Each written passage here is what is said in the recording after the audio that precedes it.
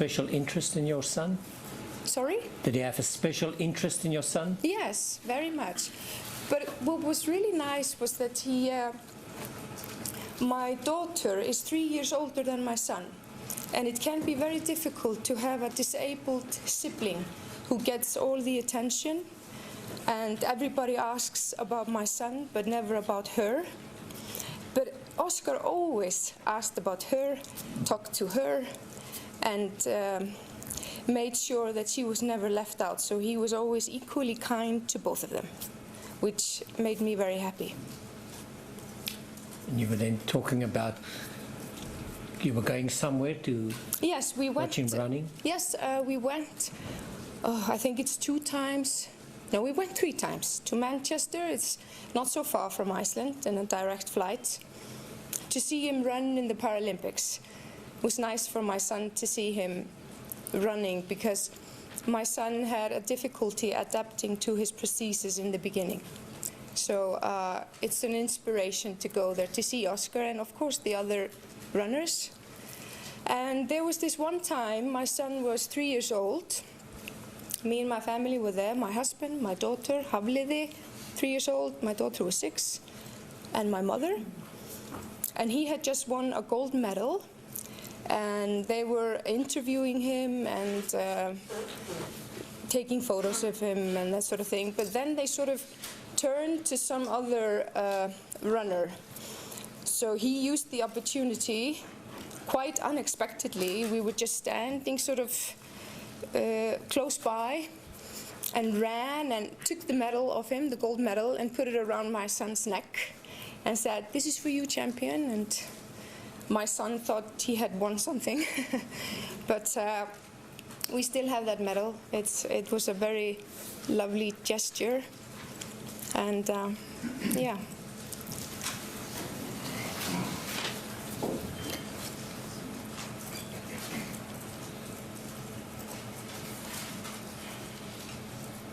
Thank you, my lady. I have no further questions.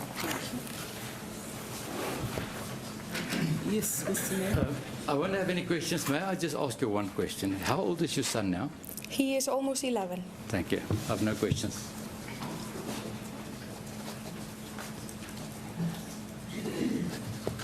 Thank you very much, Madam. Unless there is a re-examination, thank you very much for your assistance. You're welcome, You madam. may be Thank you. excused. Which way?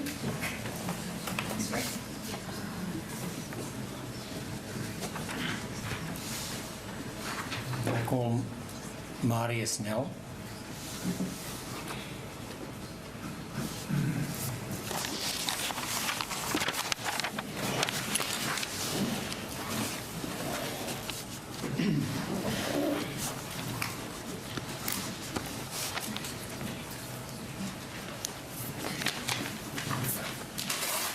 Your full names and surname? Marius Nel. Do you have any objection against taking the oath? Confirmed. Do you confirm that the evidence you're about to give will be the truth, the whole truth, and nothing but the truth? Nel is the surname. Yes. Mr. Nel, you may be seated if you so wish. Thank you, Madam. Thank you. Mr. Nel, you must just try to speak up, please. My lady, my understanding of the court order in relation to the broadcasting is that the defense witnesses have a choice not to be televised, and it's his request not to be televised. Yes. There's a request which I grant that this witness, Mr. Nel, is not to be televised. Thank you, my lady. Mr. Nel, what is your profession? My lady, I'm a pastor at 3C Ministries. And could you just give a brief description of 3C Ministries? My lady, 3C Ministries is a community-based church based in Centurion. And apart from the religious part, is the church involved in any projects? My lady, we have a registered NPO, registered under the name Bright Smiles, Bright Future.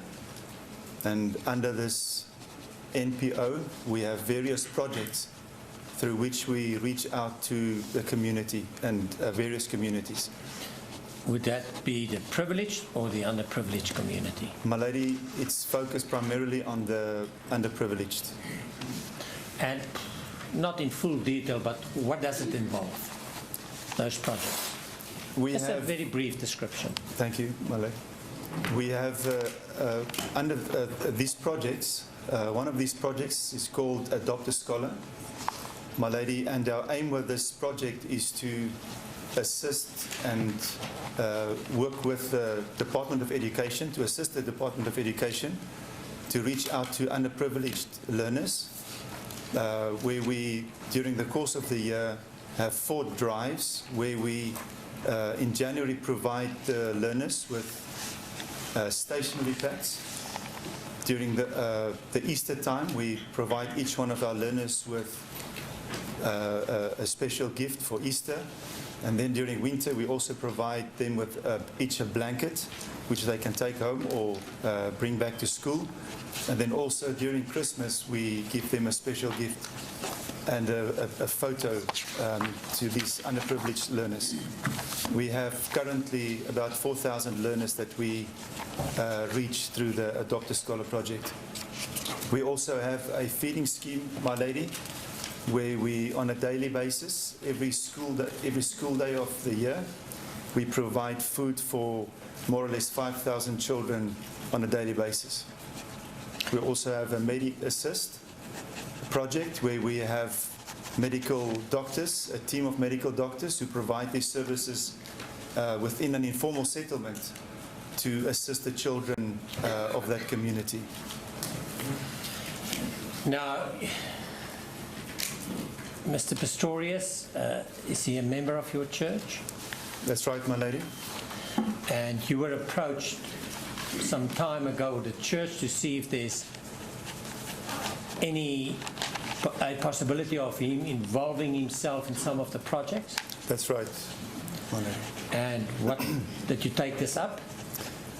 My lady, we've received previously. We received requests from certain school, well, from a school, to find out, one of the schools where we are involved, to find out if we could possibly get involved with athletics training and sports training.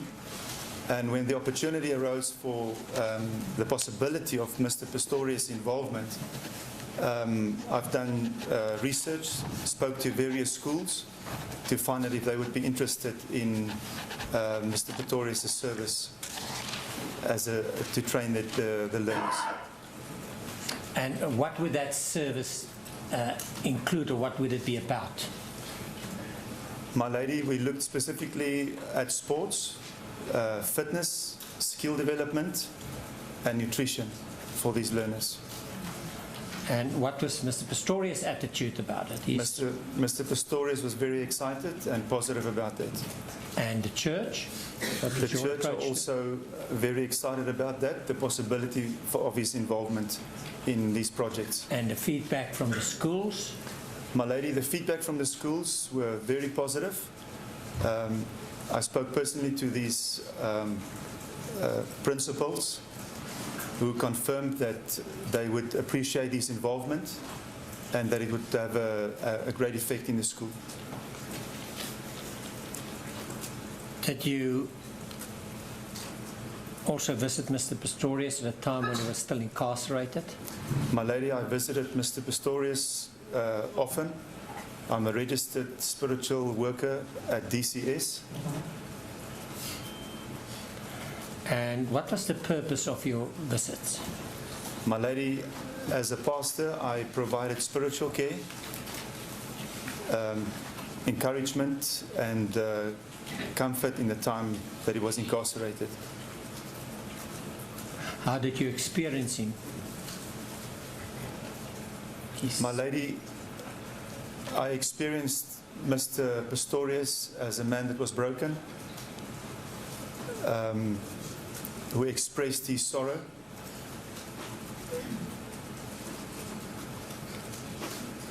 And how did you contribute? How did you help him? By doing what? My lady, I ministered to Mr. Pistorius, prayed with him, shared the word with him, encouraged him, and supported him with issues at hand.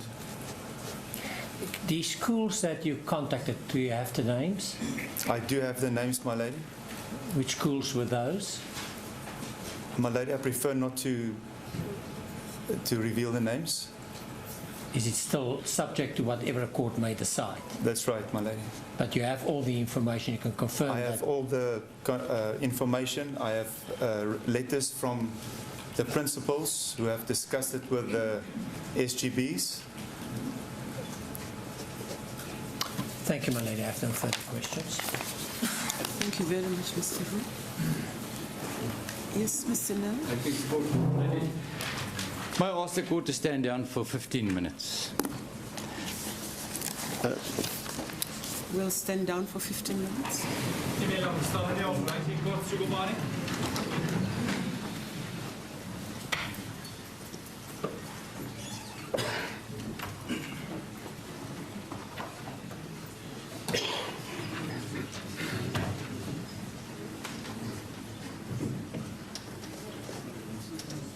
Thank you, ladies and gentlemen.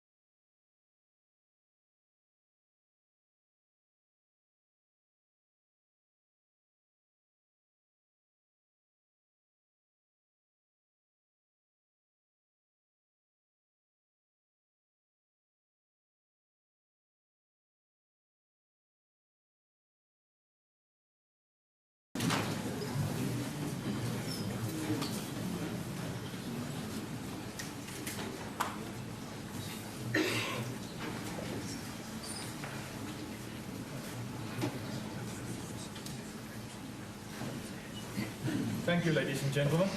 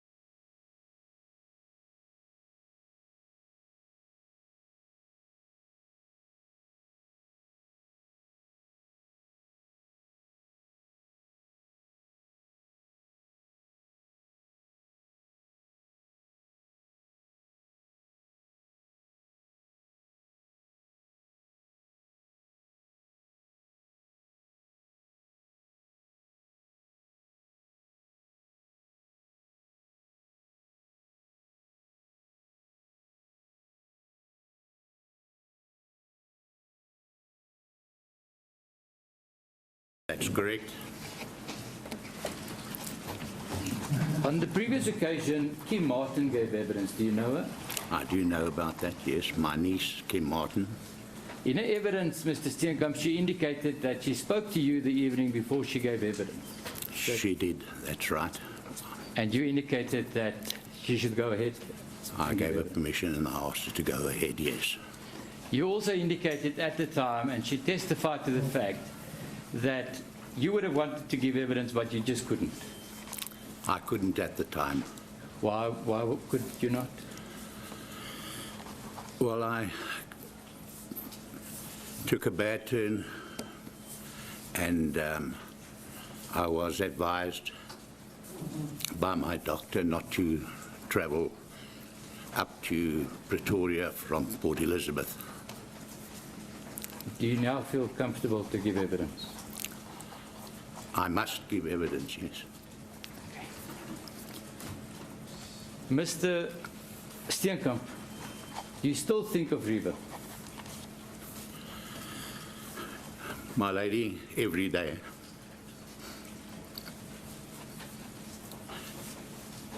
Every day of my life, morning, noon, at night, early hours of the morning, I think of her all the time.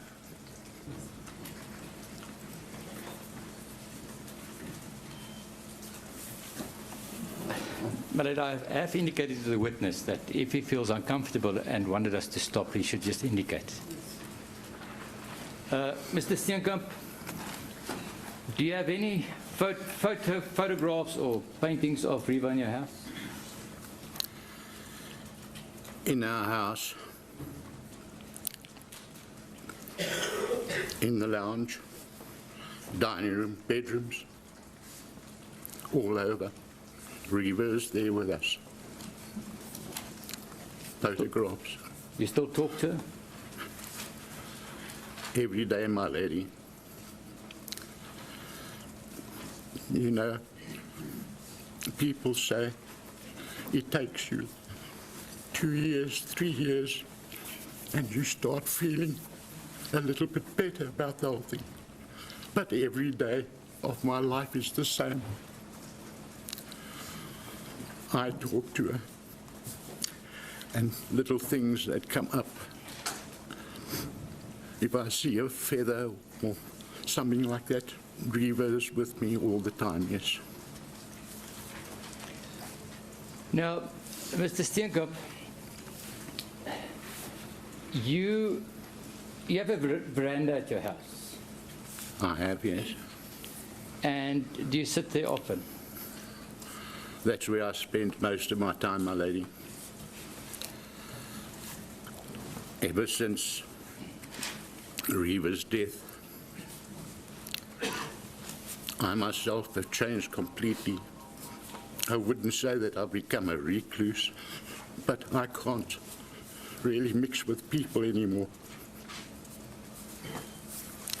And I sit on that veranda at 2, 3 o'clock in the morning, which has become a habit. And I smoke my cigarettes and drink my coffee, yes.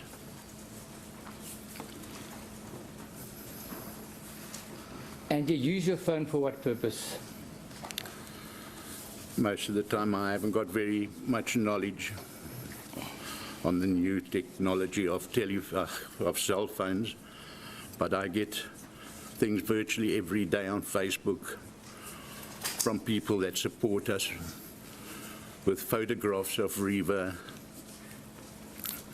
I must have a couple of hundred of them, which I go through every day, yes.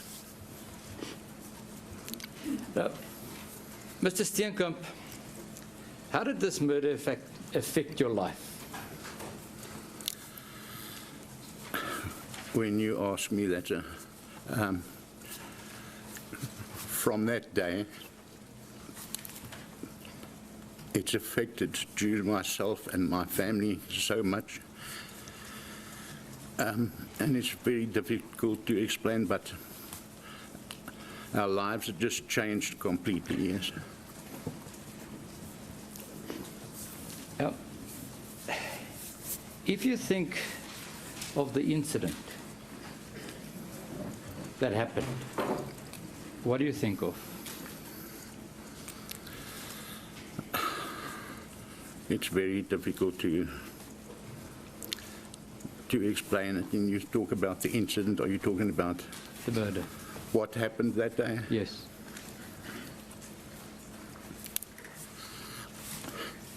I don't wish that on any human being. Finding out what happened,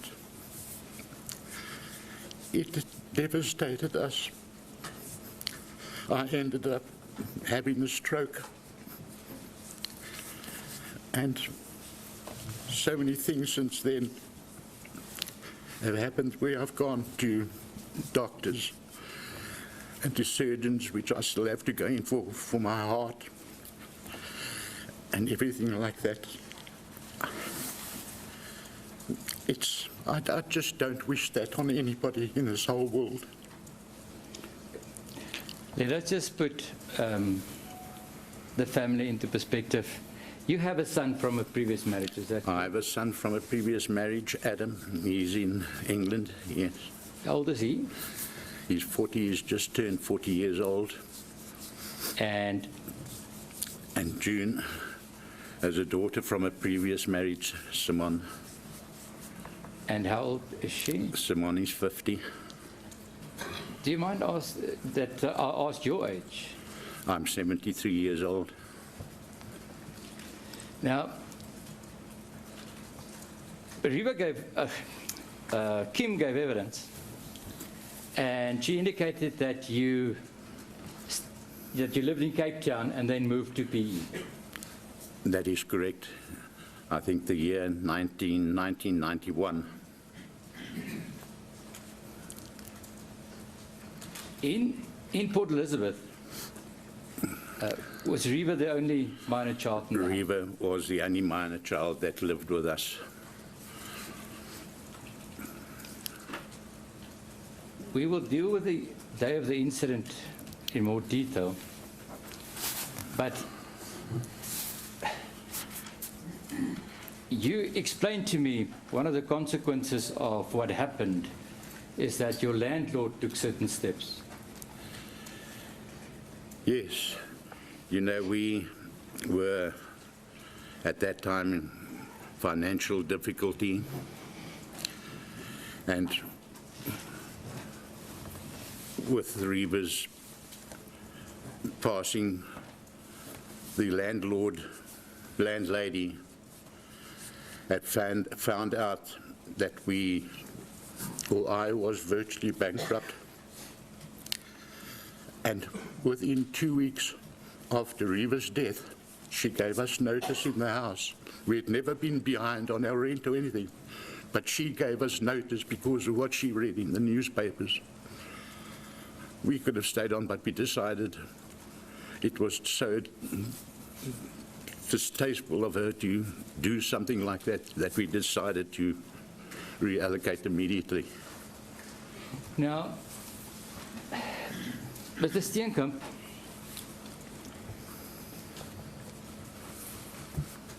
Kim also gave evidence that Riva indicated that she would one day wanted to look after you. Do you know that? Yes, I do know about that. Riva left PE to come up to Johannesburg thinking that things would move faster here for her, in Port Elizabeth. Sorry, Port Elizabethans, but a little bit way behind Gauteng as far as modelling and that is concerned. So she decided to come up here, go through the whole cycle of her modelling career, and there afterwards to go back into law and one day open up her own thing. And she had always said when that time comes that she would look after June and myself. Were you proud of her having completed her studies? Very proud of Riva, yes. She got bursaries and she got distinctions. And she also helped herself by going through varsity. We paid June had taken out certain insurances and that for her to go through varsity. And of course, yes, we were completely and utterly proud of her here. And as far as looking after you is concerned, you've indicated that at that time, financially, you were in a difficult time. But something interesting happened on that 13th. Yes, just before the 13th, Revert phoned the mom and said, I'm on Tropica, you must watch. And June said, well, we'll have to, our DSTV is not working, so we'll have to do something about it. She says, don't worry, I will pay for that for you straight away, but just make sure that you watch the episode of Tropica. So she paid your DSTV on the 13th of February? That's right.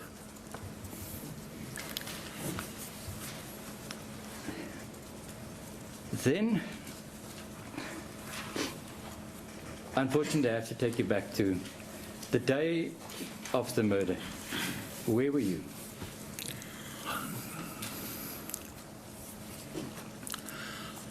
I was at work. Then, when I trained the horses, I used to get to work at 5:30, 6 o'clock in the morning. I got a phone call from June. I couldn't really understand what she was so upset about, screaming and shouting. At first I thought most probably one of our animals had got killed or so. And she said, come home immediately, come home. Anyway, I dropped everything. And on my way home, I tried to fathom out what she tried to tell me. Then I realized that she mentioned Reva. She says, come home immediately, and Reva's name was there. And that's when I started the panic. And then driving home, I realized more and more Reva's been killed. It hit me then. It's like it happened yesterday. And that's how I first heard about it. And when you got home? Oh, complete chaos. Thank God we had a friend of ours staying at the house. And if he wasn't there, I don't know. A friend of mine, Dave Cox. And he was trying to comfort June. And when we were there, it was just, I can't go into the whole thing and tell you exactly how we felt. No. And you wanted to see somebody immediately. Who did you want? I phoned my brother immediately in Cape Town. And I said, Mike, get up here immediately. This has happened. And within a couple of hours, he had got on a plane and he was there with me. Why did you want to see your brother? Well, I can confide so much more in my brother, and like I'm sure with Mr. Pistorius and his brother, like he would confide, that's how I would confide in my brother. And he was the first one I thought of. If we can just put it into perspective, your brother is then the father of Kim. My brother is the father of Kim. Now, when you think back, and during consultation you told me of what happened that night in that house, what do you think of? In the house of Mr. Pistorius where Reva was murdered?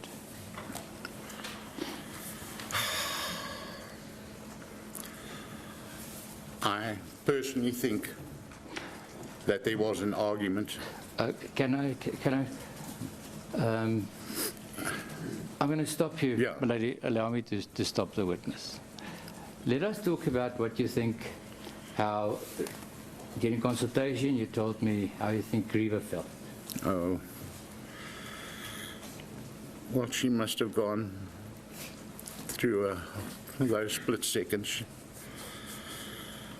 She must have been in so much fear and pain. That is what I think of all the time. I visualize that I can see it myself. It must have been absolutely and utterly awful. You, because of that, also tried to hurt yourself. Yes. Will you tell the court about that? At times, I thought with the pain that Reva went through, I used to just, I don't know whether I was going mental or whatever, but I used to take my fist and hit it up there against the walls with my knuckles. My injection from my diabetes, I used to take the needle and shove it and turn it into my stomach and my arms to see if I could feel the same type of pain, but no.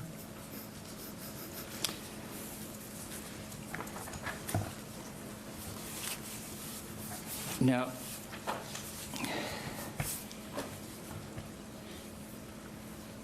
are you okay to continue? So, as far as your health is concerned, you said you had a stroke shortly after the incident. Yeah. And you've always also consulted doctors about your heart. After I went to the doctor, they did tests on me. Just recently I had tests. I have to go into hospital in August for my valves in my heart. And You, also, I must, which I've held back with everything now, I must go for biopsy as well. you've indicated to me that Reva's habit of phoning her parents, that was very interesting. Will you explain that to the court, Yes. please? It was virtually a habit that Reva would phone her mother on Saturdays and not talk to me, but on the Sunday would phone me, her father, and talk to me about different things that she would talk to June about. But that is how it went at most times. It was the Saturday and the Sunday. So she would phone you on the Sunday and only talk to you? And then talk to me Did it happen every week? virtually every week, yeah, when there would be the odd week that would be missed, but virtually every weekend, yes. Now, you've always also indicated to me that although every day is difficult, Christmases and birthdays are difficult. Yeah. Why? Well, Reva is not there with us. She's there with us in spirit. But like at Christmas time with the family, we would sit down and one chair would be there for Reva.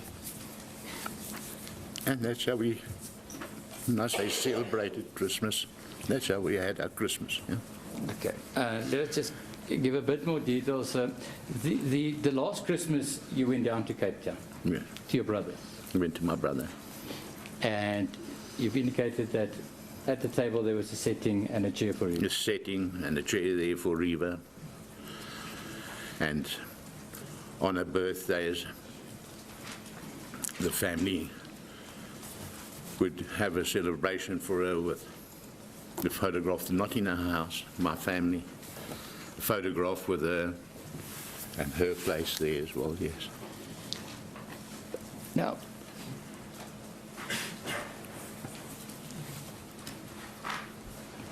the relationship between Reva and the accused, did you know about that? I didn't know about it, no. Did she never tell you? I don't think the time was right for her to tell me, otherwise she would have told me. But I didn't know that there was a relationship. Now, have you had contact with the accused in this matter? No contact, but I do believe that through the lawyers there was something, but we, June and myself, declined the getting together and having a talk. Yeah. Now,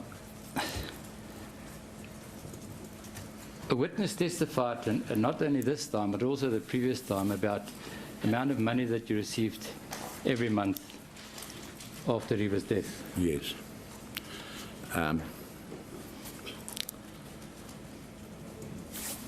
It was discussed between the defense lawyer and our lawyers, our advocate, Mr. Duke de Bruin.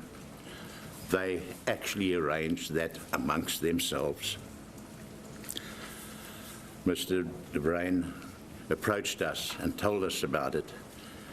We didn't like the idea, but we were in dire straits at the time. And I said, do what you must do. And he turned around and said to me, Barry, don't worry, this will be private and confidential. So I said, I'll leave it up to you to do what you must do for us. Who requested that it should be private and confidential? I don't want to, I must talk the truth, but I heard it was Mr. Barry Rue, or his lawyer, that had requested that it stays private and confidential. Were you surprised when it was mentioned? I was disgusted. I was disgusted, Your Honour. I was disgusted when it came out that something like that could have been brought up.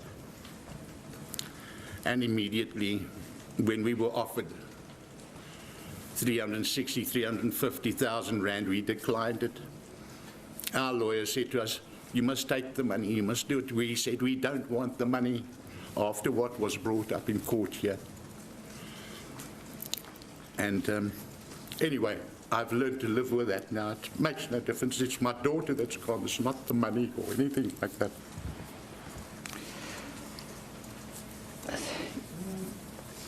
Mr. Steenkamp,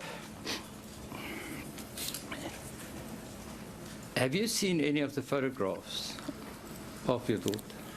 The only photograph that I've seen was the photograph that you produced here in court.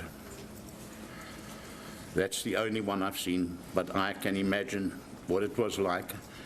And this is something that I want to ask the court now. A lot of people will disagree with me and think that I'm callous or whatever it is. But what I would like the world to see are the wounds inflicted onto Riva and the pain that she must have gone through, so that the world can see this and most probably distract people who are thinking of that type of deed to stop them in future. And this is why I ask if something like that could be shown to everybody. Which will, yeah, no, please carry on. Which will help for the future, I don't know. But this is the way I feel at the moment. Mr. Steenkamp, you, apart from that one photograph that was shown in court, you haven't seen any of the others? No. Okay. Now, your wife, June, how is she doing? You know, through the media, through a lot of people, have said that June is the stone-faced person. Does she actually feel or whatever? I know that June grieves like I do all the time. She's most probably a bit stronger, but she grieves. I hear her at night. I hear her cry.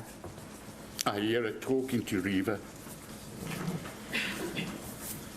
Yeah. And of course, she feels just as much as I do.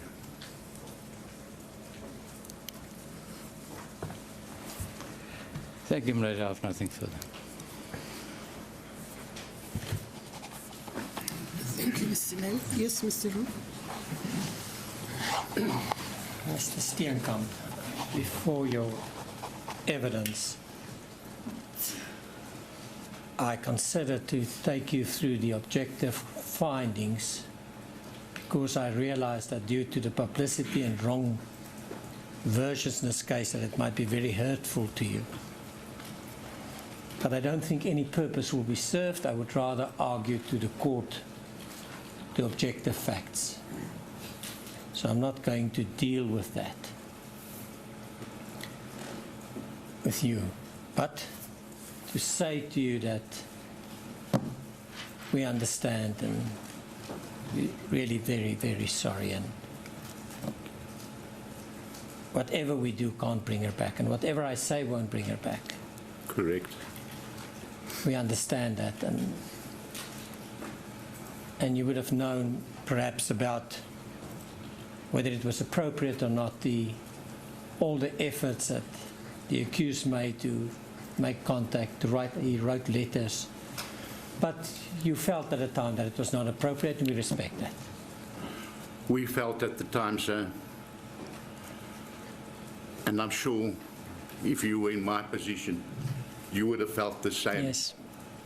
But most probably the time will come when I want to talk to Oscar in private, not now, Yes, at a later stage. we respect that. I would like to talk to him, yes. Mr. Steenkamp, we respect it, and I can tell you as a fact that there's nothing that he wants more than that. So whenever it's appropriate, please, I think Thank you. it should happen.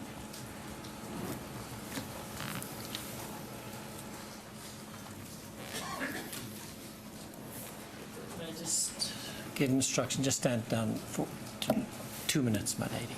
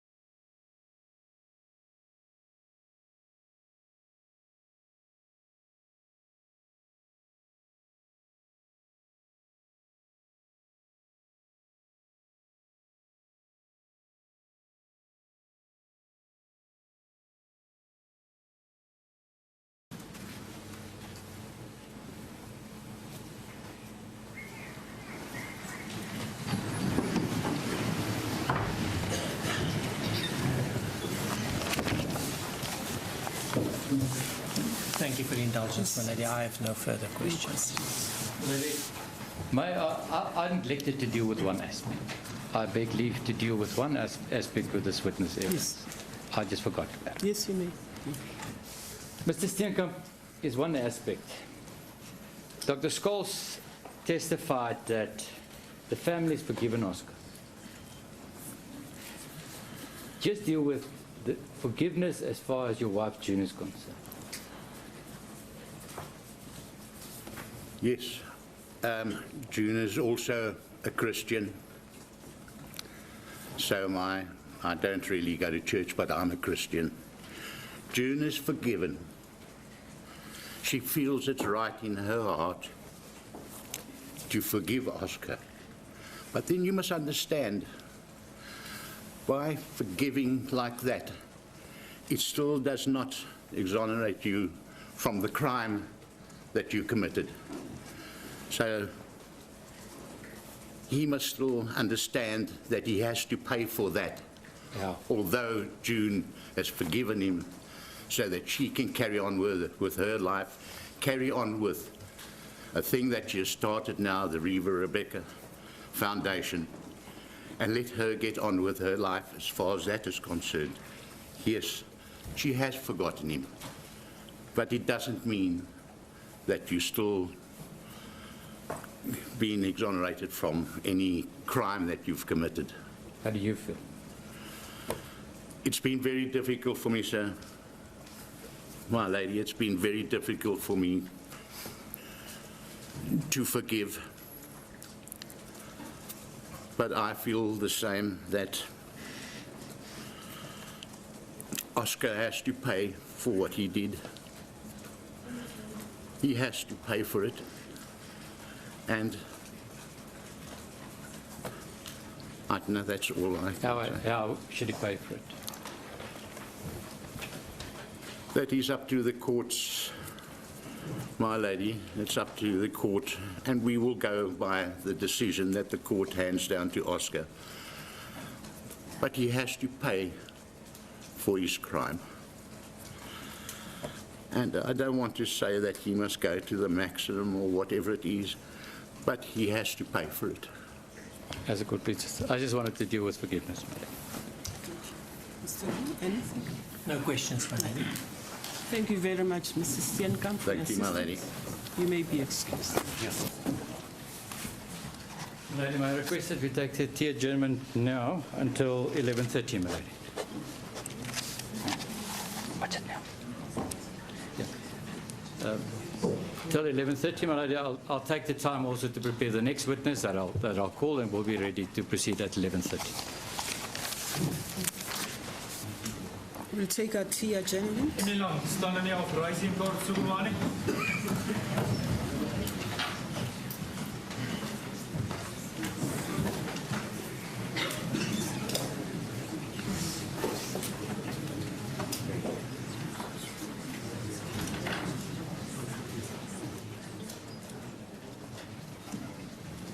Thank you, ladies and gentlemen.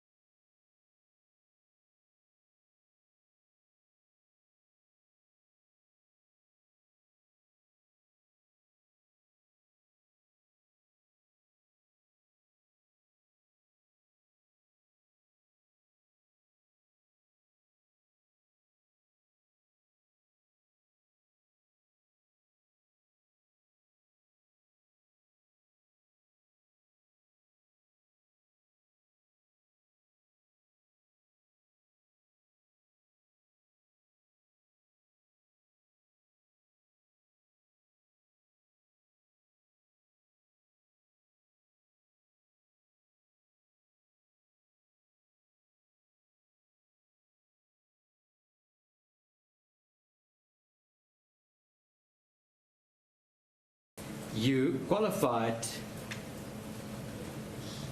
with a BTech degree in occupational health from the Tshwane University of Technology. Yes, true.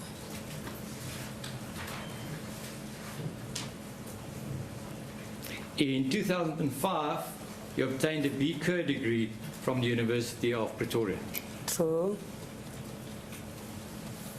In 2013, you were trained in primary health care at the Military Nursing College. True. You obtained that diploma in 2014. True. You're currently studying towards a master's in public health at Medunsa. Yes, true. Now, what the duties of the assistant health manager at the Jose Mampuru prison would be what? The duties of the assistant health manager as local health manager is to overall to see the health activities that they are running smoothly, to ensure that all the inmates who are admitted, incarcerated there, they've gotten access of medication, and to ensure that the nurses in all the stations in the clinics, they are at all times available, to ensure that at any given time, when the inmates, the offender, has got a medical complaint, they can able to access the clinic at any that given time. And to ensure again at the reception that there is always a delegated nurse who will conduct the screening of all the admissions that are being admitted at local remand detention center. Talking about admissions, were you involved when this accused was admitted into that particular hospital section in October 2014? Yes, I was the one who's there with the head of the prison.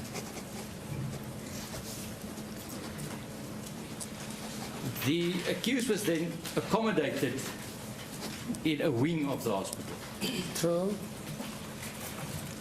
Now, in that particular wing, how many people could be accommodated there? The people who can be accommodated in that wing is only two.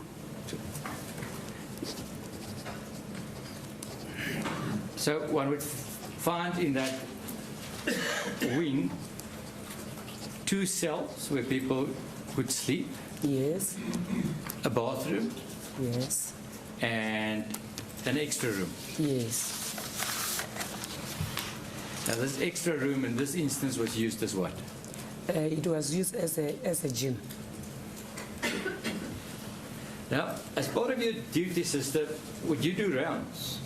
Yes, on a daily basis, as long I'm on duty, it is my responsibility to accompany the team that are being placed at the hospital during rounds in the morning. What would that entail? The purpose of conducting rounds as a hospital, remember the hospital, we admit the sick patient in different conditions. So our role is to ensure every day when they open the ward, we must go patient to patient to check how is their conditions and to ask them in terms of their problems, whether they slept okay, so that we can take any medical complaints from there before our doctor can come, so that we take the medical records into the patient's file and we do the vital signs. Was this explained to the accused? Yes, Who explained it to you? it myself. And you conducted rounds with the accused early on whilst he was incarcerated there? Yes, from the day of admission at the hospital, we were conducting medical rounds in all the wards, including where he was accommodated. But then there was a confrontation. True. Please tell the court about that. The confrontation, it happened during the morning rounds, when as a team at the hospital, as we normally conduct those rounds, we are accompanied by the security members because they are the one who's opening each and every ward so that we can gain an access into the ward. Can we just explain that? At the hospital, you would have people that work at the hospital, and security people would be the guards. Yes. So you would be accompanied by a guard because they could open. True. Okay. And then you were accompanied by security people? Yes, and the security officials, when you open now in the wing where Mr. Pistorius was sleeping. Normally, they are the one at the forefront who will open and tell the patient that here are the nurses now as a procedure they know. And then thereafter, we go inside. Like normally, as I'm the head, I will be the one who now, when the member has already informed the patient, then I'll go and say, good morning. Normally, we greet our patient. And then things has just changed on that day. What day? Can you remember the day we're talking about? The day? Yes, I remember very well because I was surprised with that because before he never done that. What happened? So he became angry because he just shouted, screamed that I'm disturbing him. I must get out, he's still sleeping. Then I was surprised. And then I listened at him, and then he covered himself with a sheet. And then I explained to him that, you remember when I told you that at the hospital, this is what we are doing. And then I even emphasized that there is no way that we can bypass in his cell where he is sleeping, because it is our responsibility that we must check on him as we usually were doing it. So there is no way as now he is angry, but he just needs to understand that we are doing our duties as nurses as we used to do, to check on them. What did he say? He said, no, get out, and then he covered himself. And then, but anyway, because I explained to him the purpose again of why we are doing that. And then we leave the single cell, and then we went to the next cell where it was Krecha Ranjavas. Now then, there was, can you remember the date of that specific incident? Yes. What was the date? It was on the 1st March 2015. Okay. Then there was another incident in the duty room. Yes. Please tell the court about that. It was on Saturday, as we normally work 2 shifts for day shift. I was reporting at 11 o'clock. And then when I arrived, the nurses that they reported in the morning, they gave me a feedback that Mr. Pistorius was looking for me. Then I said, what was all about? He said, they told me that he was looking for the report. Then I said, because I know that he requested the supplement. And again, he requested the other device, they call it Nomatec. Nomatec. Nomatec, yes, device.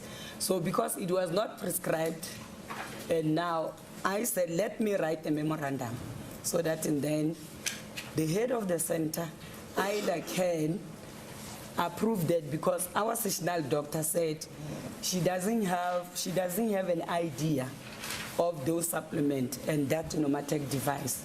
So she's still going to consult about those, because those supplements, it was about sports people. Then he said, okay, it's fine. So by coming... But let us just take it step by step.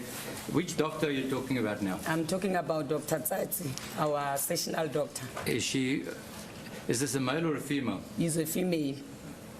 So there was a discussion between Dr. Tsatsi and the accused about... Yes, about the very same supplement and the Nomatec, and which she explained that she doesn't have an idea about this supplement and this Nomatec device.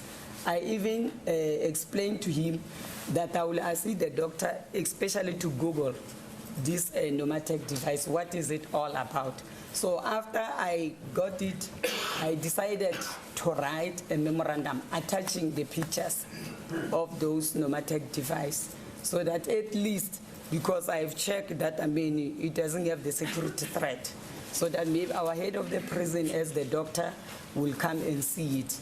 Then she will recommend so that then it can be approved.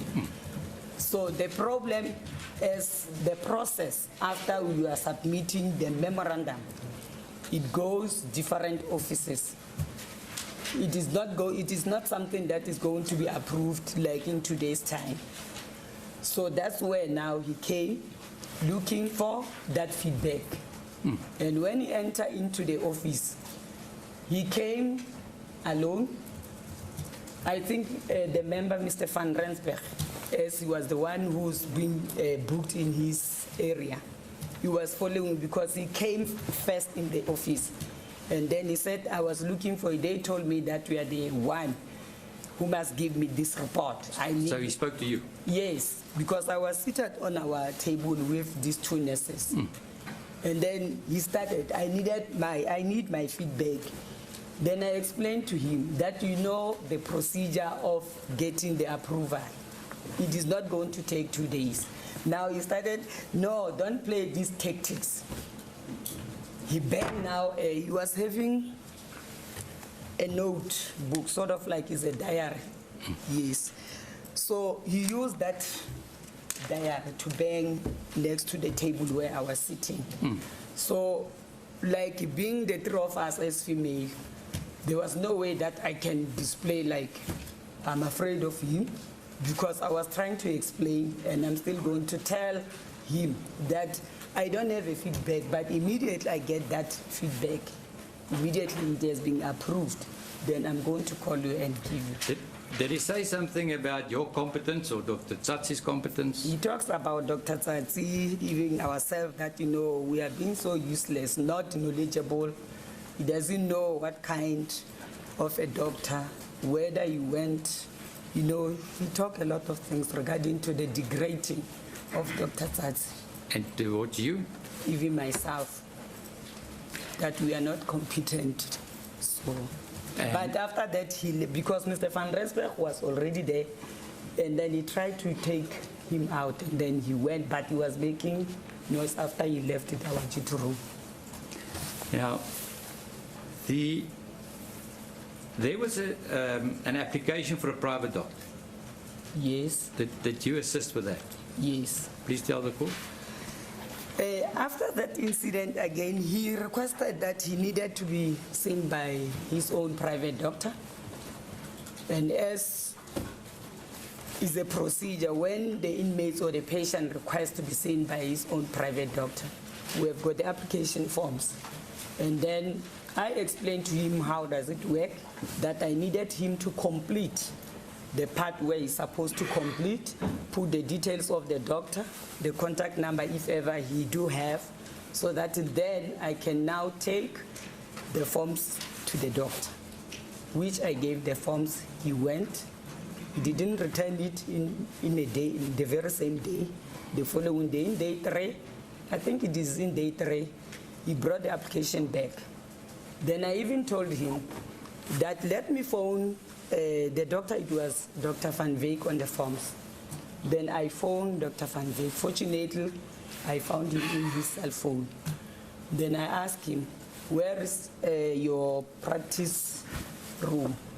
And then she told me that at this time she's at Steve Biko. Then I said, can I manage to come and see you? Then she said, no. You are welcome. Then that's why I asked, do you know Mr. Oscar Pretorius? Then she told me yes. Okay, and then I explained that Pretorius is requesting you. But you went all the way to... Yes, I drove with my own car because, I mean, I was looking the necessity of, like, I don't want to delay him. So I drove to Steve Biko myself with my own car, so that at least Dr. Van Wyk can speed up to complete the forms. Fortunately, I found Dr. Van Wyk at the reception here at Steve Biko. And then we had a room where I had to explain again because she was not aware with how to complete that application form. But did she tell you how she knew him? No. Did she tell you that she was a cousin? No. And was the application approved? After she completed the details, that's when I went back, I started confirming his practice now with the health profession council. So they told me that yes, she has just qualified as a doctor, but she's working at the government as Steve Biko. So hence my purpose to verify, I explained that there is a patient who needed her as a private doctor. Then they said, they know this doctor that as now she's working at Steve Biko. Then I was puzzled because understanding the policy and the procedure of that private firm. Once we are working at the government, you cannot be allowed to practice as. So that's why now, before again, I said, let me phone our full-time doctor, to assist me. Is she male or female? She's a female. Siaketsu? Yes, Dr. Okay, so you contacted Dr. Siaketsu? Yes, and give her the feedback.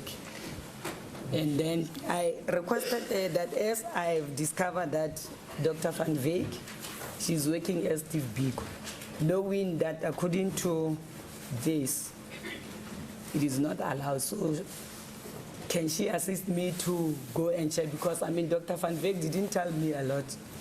She said she's willing to assist Mr. Pretorius. But it was approved and she visited him? Yes, because Dr. Siaketsu went to the CEO at Steve Biko, where they told her that, no, they don't have a problem, that she can see this patient after hours when she has knocked off, but not during her working hours at Steve Biko. Okay. Now, if a private doctor would prescribe medicine, how would that be treated at the hospital section in Hosemampur? When the private doctor prescribed this medication, as we have explained to the patient, they are responsible to pay for that medication, number one, and then we are going to receive that medication with a prescription, a copy of that prescription. Then we administer in our daily record, and then we attach the copy into his patient's file. Now, where would the medicine be kept? It depends. If ever it is not a schedule, we normally keep on our medicine trolley. But if it is a schedule, that's where we lock it in our drug cupboard. But the medicine would be kept by you, and you would administer the medicine to the inmates? Yes, it depends on the daily delegation, because on a daily basis, we do delegation for the nurses for the duties that they should perform.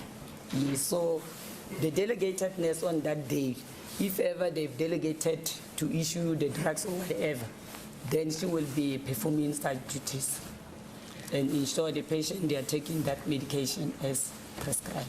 There was another incident where Mr. Van Schoor was involved. What happened there? I think it was on the 2nd of February. I was also working, it was weekend. What year was it? The 2nd February. What year was it? 2015. Thank you. Mr. Van Schoor is working at the visit area, where like the family of the patient, the inmates, if they are coming to visit, they start there. So whenever the family are bringing medication, we normally inform by the visit members there that there is a certain family. They said they are bringing this medication for so and so. Do you know this arrangement? Either will say yes. Okay, can we bring the medication if it is something that we are aware with between the family of the patient and us? So, but on that day, it was a surprise when Mr. Van Schoor, because we never normally bring the medication as the seniors, they in charge there at the visit area. He always delegates the juniors, but on that day, he himself came to the hospital with the medication that we're not aware with. So actually, as our duty room, we normally sit in a way that the door, we don't close it, so that on the passage, we can see any movement of whoever was passing going that side to this area. And then we saw Mr. Van Schoor was passing, and then we called him. Then he came back into our duty room. Then we asked, he said, no, he's having the medication for Mr. Oscar Pretorius. Then that's where now I asked him, with whom did you arrange? Because I don't know, even on our journal book, because we have got a daily journal book where we write, if ever the family inform us that the patient he was taking this medication before he can be admitted in our center. So Mr. Van Schoor told me that, you know, the family did arrange with one of your nurses, ma'am. Then I wanted to know who's that nurse. He said, no, I don't know, but the family told me so. Then I said, okay, let me just check, because there are two divisions always. If this weekend is this division, that other division is off. So I managed, because I do have cell phones for my nurses at the hospital. So I phoned each and everyone to check, is there any arrangement that was done with Mr. Van Schoor? Then they said no. Then I told him that the answer is like, no nurse is aware about that medication. So I said, can you please take the medication back and let the family come and take the medication? He agreed to me, and then he left the duty room in a direction like he's going outside the hospital. So because he was busy, but fortunately Sister Matlaile was the one who saw again Mr. Van Schoor now going back. Then she says, Sister Masha, when Mr. Van Schoor is passing now, is going to the direction where actually he was going. Then I said, Sister Matlaile, can you please follow him? So he met him now, almost he was in the area where Oscar was accommodated. So Sister Matlaile informed him that, no, Sister Mashaban said, can you please bring that medication? Because she didn't allow you to take the medication to the patient. And there were two with Mr. Van Rensberg. So now he came down and then he gave me the medication. I said, but Mr. Van Schoor, I asked you that take this medication to the family, but you failed to do so. So because I can see that you are not responsible, bring me this medication so that I can keep it in my drug cupboard and I will phone the family. Then he left the medication I locked in my drug cupboard. Before I can phone, that's when now Oscar was coming. He said, can you please give me my medication? Then I explained that that medication was not arranged and it was not prescribed. Do you understand? So he said, no, that is my medication. Then I explained again, you know the procedure of the medication coming from outside to the hospital. It must be either accompanied by the prescription, and the family should let the nurses know that this is the medication, that it was either prescribed by the doctor or what. Hence, the medication that he was taking, we were having the prescription. But this one, it was not included on the prescription that we have. So what did he say, Mr. Pistorius? After that, he started again this tantrums again. I don't want this because he was having another medication that was prescribed by Dr. Tsatsi, same which it was Voltaren and Bactroben. So he said, this medication, I don't want it, is not working. Then I was surprised now. He said, no, take your medication. He said, I will give you back this medication. I said, okay, bring me that medication. He went, he came. When he came, I was surprised. Now, the medication that was prescribed, it was never been opened. But he told me that it is not working. Then when I checked the one that it was brought by Mr. Van Schoor, it was the same medication. Then I said, okay, we'll wait until the head of the center intervene. Because you accepted this medication that was prescribed by Dr. Tsatsi. You never refuse it, that it is not going to help you. So, but what surprised me, if you are saying the medication is not working, you must use it for either 7 days, where you can say, I'm not improving in terms of the complaint that we have consulted to the doctor. Mr. Pistorius, was he upset? Yes, he was upset. What did he do? What did he say? No, he just said, take your medication. He wanted his medication. So, but I didn't give because it was already locked in the drug cupboard. Now, do you know if he was taking at the time Molipaxin and Cipralex. Yes, that was his medication from the day of his admission. And is that scheduled medicine? Yes, So where would that be kept? in our drug cupboard, Locked. locked always. And would you hand over a number of those tablets to inmate to self-medicate? No. All the patients who are hospitalized, either schedule 2, 3, we are not giving the patient to self-medicate themselves. We are there to ensure that they are taking medication on a daily basis, so that then when we are saying condition is not being improved, we are talking based on the fact that we have been giving on a daily basis recording. So hence it is worse with the schedule.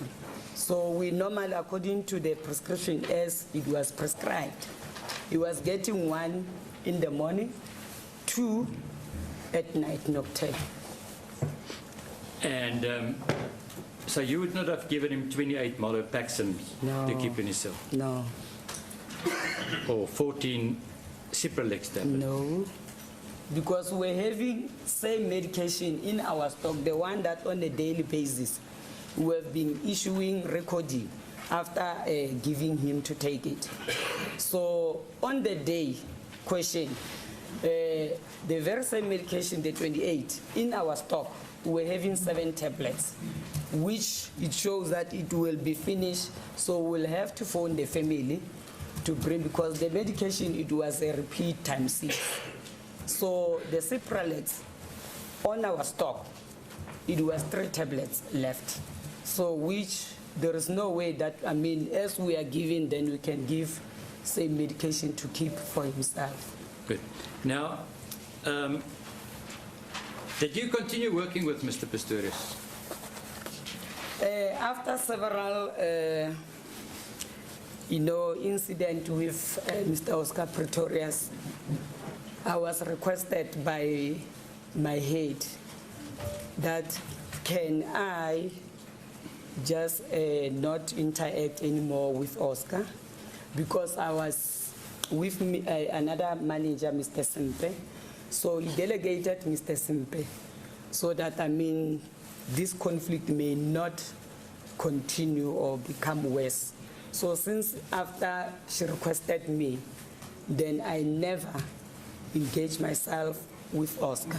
So you then stopped interacting with him and Mr. Sempe took over your role? Yes, yes. Now,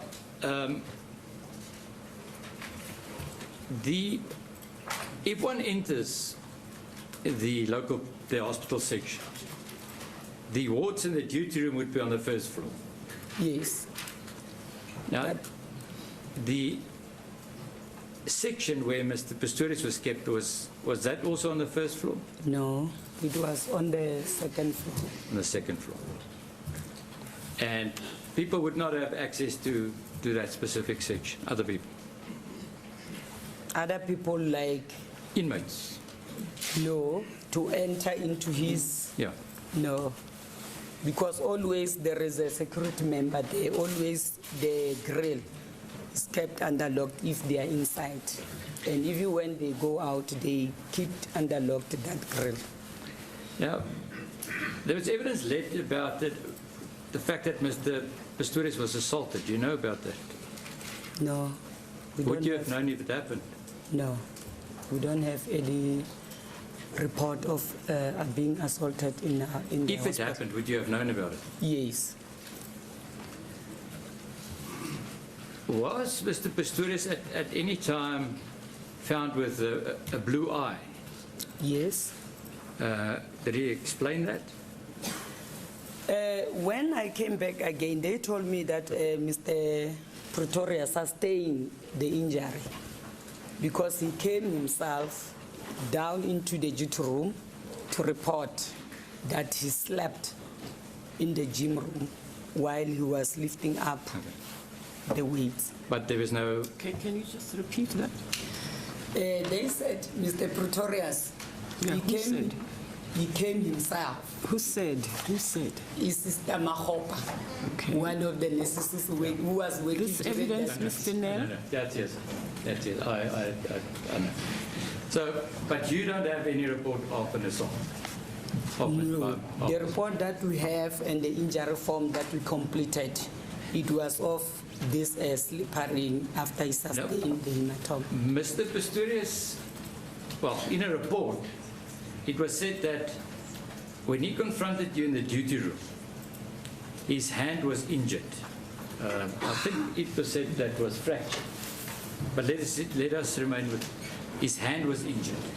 Do you know anything about that? No.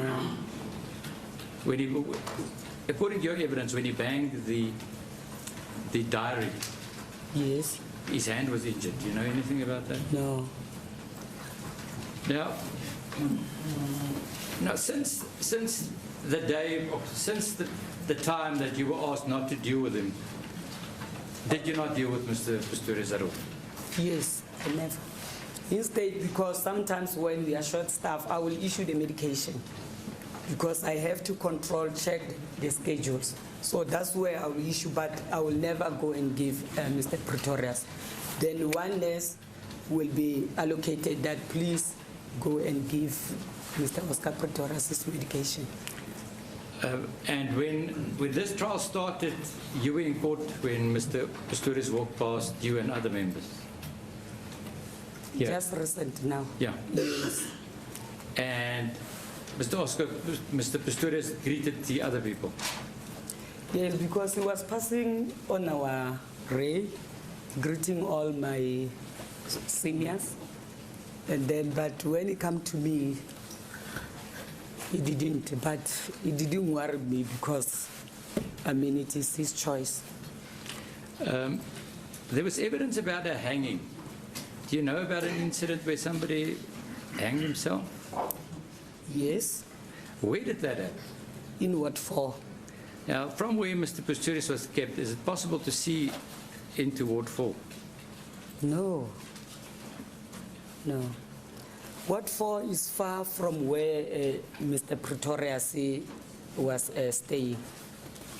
Now, this particular person, Mr. Pistorius said that he heard screaming as if the man was raped. Do you know anything about that? No. This particular patient, where was he from? From Central. And this tragic incident, was he transferred from Central? Yes, to our hospital, so that then he can be in Ward 4, because normally when they bring a patient, I mean the inmates or the offender like that, we normally assess his condition, whether he needs to be placed either in Ward 1 or in Ward 4. So his condition warrant that we can put him in Ward 4 for observation. Now, when this tragic incident happened, how long has he been there? You know, it didn't even take a day, I mean, or 2 hours being there. And No. then that incident happened? Yes.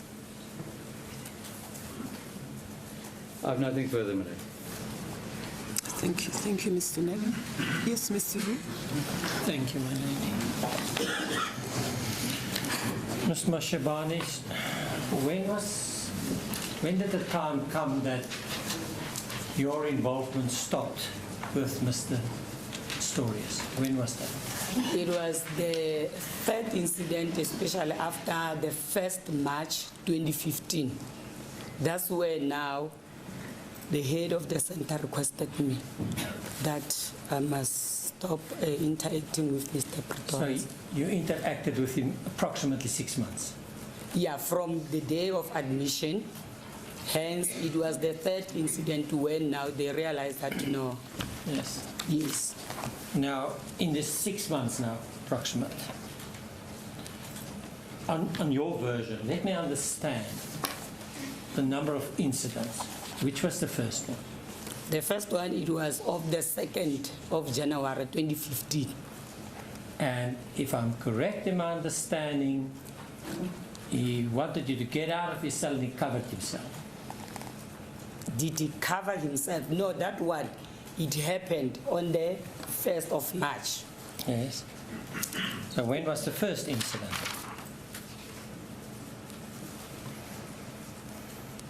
You mean what happened? Yes. Yes. Because you are saying when it was happened, that's why I gave you the date. Is that the first incident? The first That second, yes, when he came into the duty room. I mean, when this Mr. Fanskua came with the medication. It was the 2nd of January. And what did Mr. Pistorius do? What did he say to you? He came requesting the very same medication that I was taking to Mr. Fanskua. Yes? Yes. And then I told him that that medication, it was not prescribed, knowing the procedure for the medication when the family is bringing into the prison. What did he do? When he came, as he demanded the medication, I refused to give him that medication. And then he said, because he was having similar medication that it was prescribed by Dr. Tsatsi on the 29th of December 2014. And then he said he's not going to take, I must take that medication. So he went with anger back into his cell. So let's look at it. So the first incident is, I'm just trying to understand. Okay. The first incident says, I'm not taking that medication, I want my medication. Yes. Was it terrible? It was terrible. Why? Because to me, listen, to me, when the medication, knowing that there was no arrangement with any nurse, that the family is bringing the medication, okay? So then we are not going to allow that medication. Hence, I took the medication, but the problem is when Mr. Fanskor went back with the intention to give, but stopped with that medication to bring it back. I understand, Mr. Van Schoren, you must do what you must do there. Yes. I'm trying to understand these incidents that would somehow make him some person. That's what I'm trying to understand. Okay. So the first time he said, I don't want your medication, it doesn't work, I want my own medication. And he left. No, he came and requested that medication that was brought by Mr. Fanskor. Yes. Yes. That's where I explained to him the procedure, that I'm not going to give him that medication. Yes. And then he started again with anger, that I must give him this medication. But tell me the anger. He says, I want my medication, your medication doesn't work. And he left. But with attitude that he displayed that, you, Sister Masha, I don't need this medication. Then I said, which one? Your medication is not working. Remember, I've got the medication that was brought. So he may not say to you, I don't want your medication, I want the medication that I believe in. That he may not say. No, but he mentioned with this facial, this anger. Do you understand? This anger. What anger? What did he do? The displaying of the anger, like, you know. How? I don't know how to describe it, but he was not at his state as when he came demanding the medication, that it was not allowed to be into the premises. Let's assume he was upset. If I understand, he was upset. He says, I don't like your medication, it doesn't work, I want my medication. Was that the incident? No, short? If he's talking like that, it is not, but I wanted to explain. I wanted him to explain to me why you don't want that medication, because it was prescribed and it was given to you and you accepted it. And then you are returning it back. Then when we receive it, the medication was never been even used. What else did he say to you? No, that's why he threw me with that medication. The one that Dr. Tsatsi prescribed as he went and take it in his house. He threw the medication? Yes, he said, I don't want this, take this medication. Did he push it or throw it? Yes, he not push it, he threw it on the table because it was not a breakable stuff. Like you explained in your evidence in chief? Yes. You explained it that way? No, like when I'm saying, he said, take your medication. It's like you throw on the table because our table is big. But that was not how you explained it initially. It's now that I prompt you. Now I get the impression you realize maybe it is not that much of an incident. I must now add something to give it some structure. Is that not so? Because I haven't heard that in your evidence in chief. That's why I'm asking you. Okay. And I wrote it down. He said he was unhappy. He didn't want his, he was unhappy with your medication. He wanted his medication. That's Yes. all. Okay. That's all you said. Why do I get the impression that you want to say something about him that's negative because the two of you are not really compatible personalities? Is that not rather so? No. Why did he not greet you? What do you think? I don't know. You were extremely nice to him all the time. And he just decided not to greet you. I don't know, my lord, if I may explain. After the incident at the prison, when the head of the center said, can you please stop interacting? The relationship, it was no longer like, I know Oscar. He will do the same. He will never talk to me. Hence, I said, as long as he's getting the necessary nursing care to the other nurses. And the second incident? When was the second incident? Was that the 1st of March? Yes, the second incident, it was of the, I think the 17th January. 17, and what was that? 17 January is when he's coming, demanding the feedback when I was coming on duty at 11 o'clock. What feedback did he want? The feedback, it was because he requested to have his supplement. And then again, he requested the Nomatec device so that the doctor can prescribe. And the doctor said, I don't have an idea regarding to those supplements and the Nomatec device. So can you please allow me to go and do the consultation regarding to those supplements? I understand the background. Tell me about the incident. What did he do? On the day, Yes. on the 17th, when he came into the duty room, when I arrived at 11 o'clock, the nurses who reported in the morning, they told me that Oscar is looking for me. And then I said, what is all about? And then they indicated to me that he wanted his feedback of his supplement. Then I said, okay, because I'm here, I will explain to him, because by that time, I haven't received any feedback. What? The approval of the memo that I was written to get the permission whether the supplement can be allowed. I understand that part of your evidence, but what was now this incident that made him something to be something I don't know what? When he entered into the duty room, after he confronted me that he was told that I'm the one who's the in charge, I'm the one who must give him the feedback regarding to his request of this medication and the Nomatec. And then I said, yes, it's true, but I haven't received any feedback from that ma'am. I don't have anything on the table. Now, he started to change the tone. He said, don't come with the tactics.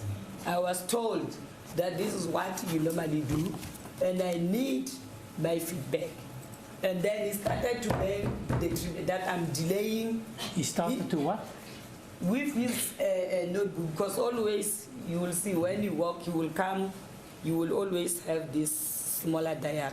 And he hit the notebook on the table? Yes, because we were sitting with the three of us. Yes. Then after when I explained to him that I don't have the feedback, but because Monday I will go and check to the area commissioner whether the memorandum has been approved or not. So I will call you. Then he couldn't listen that. He started now banging the table with anger, now shaking, you know. Then because I was seated, there was no way that, I can react otherwise. Then I was calm, but at the end I told him that I don't have that feedback until on Monday. You know, with respect, Ms. Mashabane, he was now also shaking with anger. Yes, when he was there, banging, he was, you know. Did you tell the court that previously, that he was shaking with anger? Yes. And that he banged with what on the table? On this notebook. He banged his notebook on the table? Yes. Not his fist? No. You see, what I'm trying to understand, Mr. Nell, put it to the professor that he was banging with his fist on the table. And I then, in re-examination, said, no. He had a notebook in his hand, and he banged that on the table. And now it's become a notebook. Yeah, this short notebook. So it was never with a fist. He was having this bang harder. Yes. It was never his fist on the table. He never banged his fist on the table. No. Can I give you his version there? And then we'll go to the complaints register. Can you remember his injured hand? Injured hand? Yes, his swollen hand. Had he injured in the gym. Can you remember that? No. Not at all? No, because even on our injury book, we never had that report. Can you remember that he asked for Voltaren?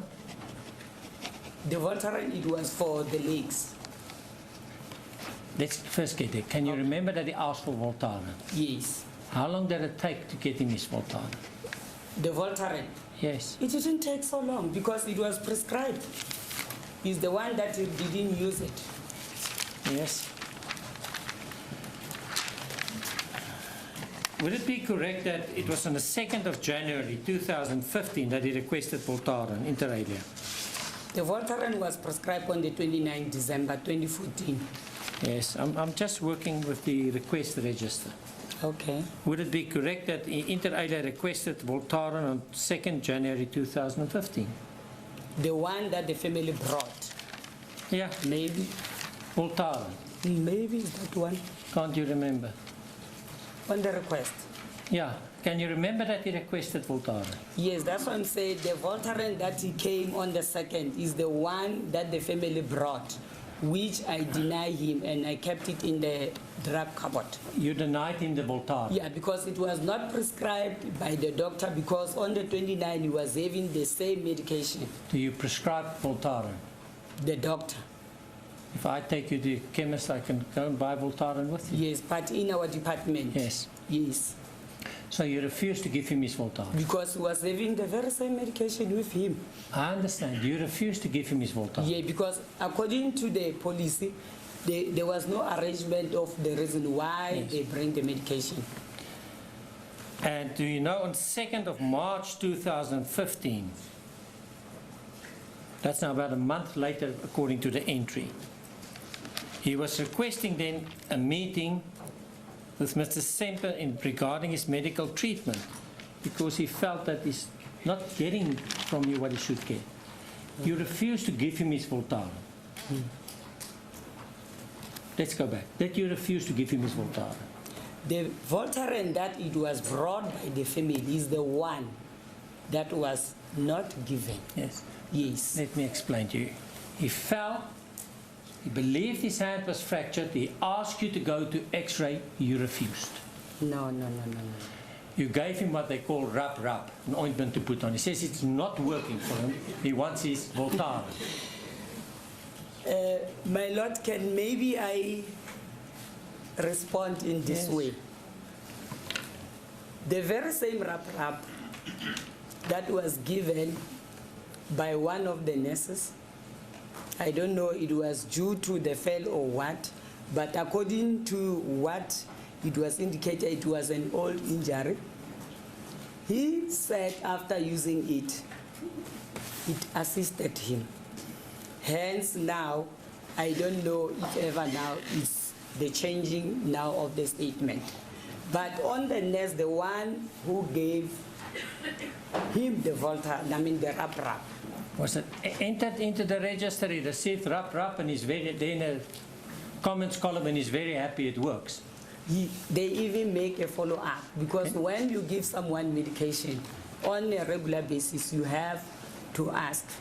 Can you show me in that register? I will ask the state to give that request register and show me where did you enter the rub, and where did he say that he was happy with it? Lady, I'm not in possession of a request register. I think what's explained that it's a complaints register. Well, complaints register. Yeah, so that's not the same as a request register, but I will hand over a copy of the complaints register. Yes. You will agree, you will see if it can be done, that you will see, I'm requesting this, I'm requesting that. Call it a complaints register.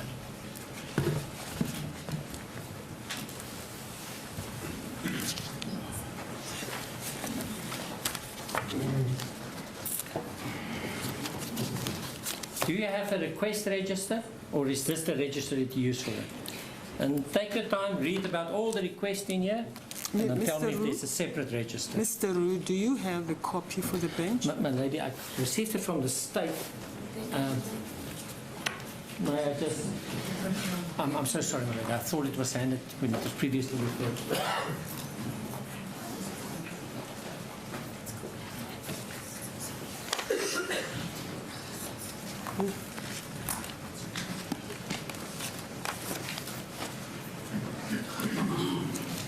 There is no numbering here. I cannot see which page. Now, but because- take your time.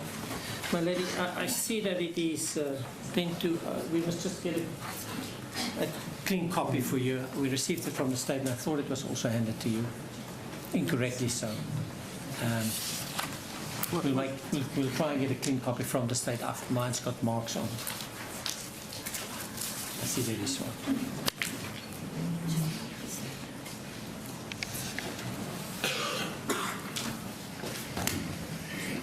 That was the register that the state referred to yesterday, madam, in the cross-examination of Professor Scholes, and maybe just for order we can mark it as SB, the second sentence, then B. Thank you. Now, first, before we go through it, I see that there's a column which says nature of complaint, but then it says no complaints or requests, and that's right through the theme. So am I correct that this is used for complaints and requests, this register? Yes, this is the complaint and request for Yes. all the patients. And Yeah, there's not a separate register for requests. You use the same register. yes. Now you can go through and show me the rub and show me that you were satisfied with it. Why I'm saying that is on our medical report, the patient's report.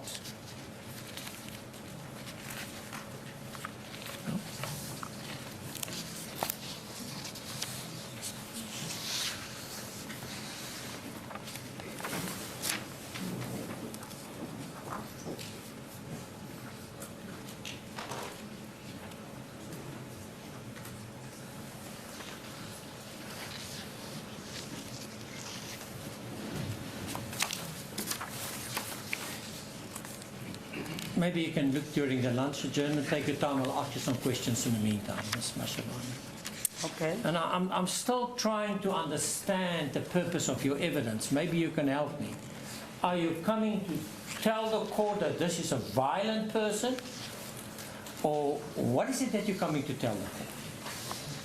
I'm not coming to tell that he is a violent. Well, let's stop there. So I can exclude that. In your view, he's not a violent person. Is that right? Ms. Mashabane? Yes. You can take a look at that. He is actually. Oh, he is actually. Sometimes he can. No. Sometimes he is. Now that you realize maybe your first answer was not good, it's maybe okay to change. Yeah, because I cannot say it's always, because it happened during those incidents, during when I was interacting with him. So hence, Did he threaten during you? that time, yes, he was. Did he threaten you? I mean, with that behavior, knowing him before, he was never showed me that behavior before. Did he threaten you? Yes. How? I mean, when he came into the duty room being alone, we were the female alone, and then coming, and then demanding, banging. I mean, you will be frightened. Threatening you with what? With the anger, shaking when he was banging with his notebook on the table. Did he threaten to do something to you? No, remember when we are seated, someone come and then act like that, you will be threatened, because this is not something that... So you were felt expecting. threatened because of that? Yes, even this other necessity. You see him as a violent person. I mean, on that day, really. You saw him as a violent person. Yes. How must I deal with that when I look at your first answer that was no? What must I No, do? remember, that's what I'm saying. It happened on 3 occasions where I will say he was angry, and which to me, I felt like, I mean, it is a threat, but on the other hand, hence I said, I didn't even show him that, I mean, I was threatened. I have to be calm and allow, remember when we are with a patient, you must allow the patient to talk to you and then not even adding so that he can raise his voice. Can you remember that you had to apologize to him? Can you remember anything like that? Yes, we'll come back to it later. I just asked you. No. Going into his cell where he was in his underpants, he was sleeping, he woke up. That's when he might have said to you, get out, and he covered himself. Can you remember that? No. That's not true. Why did he cover himself? No, remember he was in a, you know, when we are sleeping, because in all the patients, when we normally do rounds, we found them into their beds, into their blankets. But normally they will be open. But covering yourself when you talk. Why did he cover himself? I mean, cover the head. Because he was annoyed, either irritable by hearing me talking, greeting to him. But I don't remember, I mean, entering into his cell. What did he have on when you entered? What clothes? Clothes? Yes. I didn't even check because he was wearing his blankets. But was he not open that he then covered himself? No, it was not open. It was not open, sir. Was he only covering his head? Because he wanted me to get out. That's why he said, get out. Yes. And that you leave? No, because I had to explain to her that this is the purpose of the hospital. This is how we operate. Thereafter, we left and go to the next patient. So let me understand in your version this incident. You walked in, he was sleeping, he woke up, he says get up, and he covered himself. No. I mentioned that there was always a security member who will be at our forefront, opening, checking the patient, and telling the patient that here are the nurses coming to do round. They wanted to see you. He never said anything. Hence, the member said you can go in. So that's why when we greet Mr. Pretorius, and he was in his blankets, in his bed, but not wearing any other thing, but covering his body with a blanket. But getting emotional when he said, get out, he covered his head, because, I mean, he said we are disturbing him because he was still asleep, and which is always, this is what he was doing to the other nurses. And he says, get out. He said, get out, you are disturbing me. So, was he violent? He was talking with anger, like, you know, you are disturbing me, get out. Was he violent, in your view? No, it was not violent, but he was just raising his voice in that way, that get out, I'm still asleep, you are disturbing me. Well, let me tell you, did he cover himself with a sheet or with a blanket? It was, I think it was a sheet, if I remember. The blue hospital blanket, yes. What was it? Was it covering himself with a sheet, or was he covering himself with the blanket? It was a sheet. A sheet, no blanket. Because normally we give them the sheet with a blanket. But on that day, he just get out, he close his head, and then I have to explain that, you know, every time we found him in that position, he never reacted like that. And you were surprised because he was before that such a kind person? No, we never had a problem. Hence, on the day in question, the behavior, like, you know, we are disturbing him, which he knows that every day in the morning we conduct the rounds. That was now, you said, the 1st of March. Yes. And it surprised you because before that he was a kind person? Yes, we never had a problem. We were doing rounds in all the section, even Yes. in his area. I understand that. You dropped your voice just to make sure. You were surprised because before that you experienced him as a kind person. Yes. So when that's 1st we do of rounds, March. he will, like, okay, when we greet him, good morning, how did you sleep? No, I'm fine. Then we go to the next. I understand. All right. point that I'm making, and I'm so sorry for having to repeat it, just that there's no misunderstanding. Before that, what surprised you, because he was a kind person before that, and kind to you. Yes. Yes, you're satisfied with that. Yes, because we never had. Yeah, and that was the 1st of March 2015. When was, you spoke about 3 incidents. When was the other incident? On those 3 incidents, No, remember? just a date. One that we know was the 1st of March. That The was now second. the 17th? Yes, 17 what? of January. Before that? The 70 years, the 17th of January. Remember when we do round? That's why I'm saying when I'm on duty in the I'm morning. sorry, 17 January, which year? 2015. Oh, at the time when he was a kind person. Oh. Because we know before 1st of March, he was a kind person. No, my lord. The 17th, that's the day when he came into the duty room banging the table. But then, you know, I asked you 3 times. This incident was the 1st of March 2015. It surprised you because before that, he was a kind person. He was kind to you. Because on the those witness, 2 Mr. occasions, Roux, I Mr. was not. The witness, hold on. The witness specified, I think she tried to do that twice, because on previous occasions, he never reacted this way, and you said he was a kind person. Yes, my lady. Of course, he was a kind person because he never reacted the way he reacted. I agree, my lady. On previous occasions, whenever they came to see him in the morning on their rounds, he never reacted the way he reacted. And also that you experienced him before as a kind person. No, Mr. Roux, that's tricking the witness. Maybe, my lady, so would it be an opportune time that I can take it up? I repeated that question, but...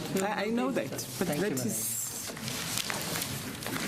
Well, we've had quite a few adjournments. We've had quite a few adjournments this morning. And I suggest that we adjourn for half an hour for our lunch. That will suit me. And may I please remind the people out there, we're not here for a picnic. Please restrain yourselves. I know sometimes things which are being said by witnesses are funny, but just restrain yourself. We are in a court of law. Court of law. Staan meneer op Rising Court, Sugumani.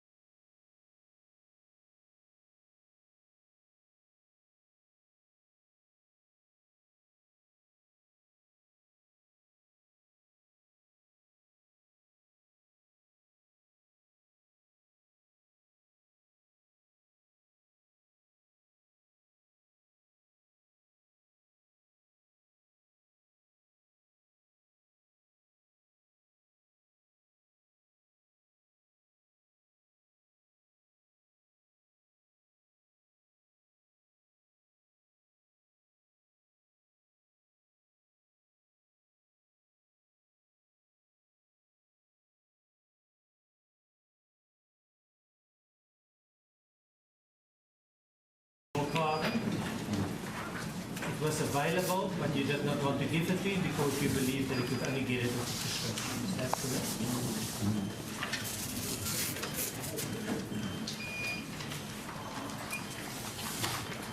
I didn't hear the answer. I'm sorry, let me repeat it.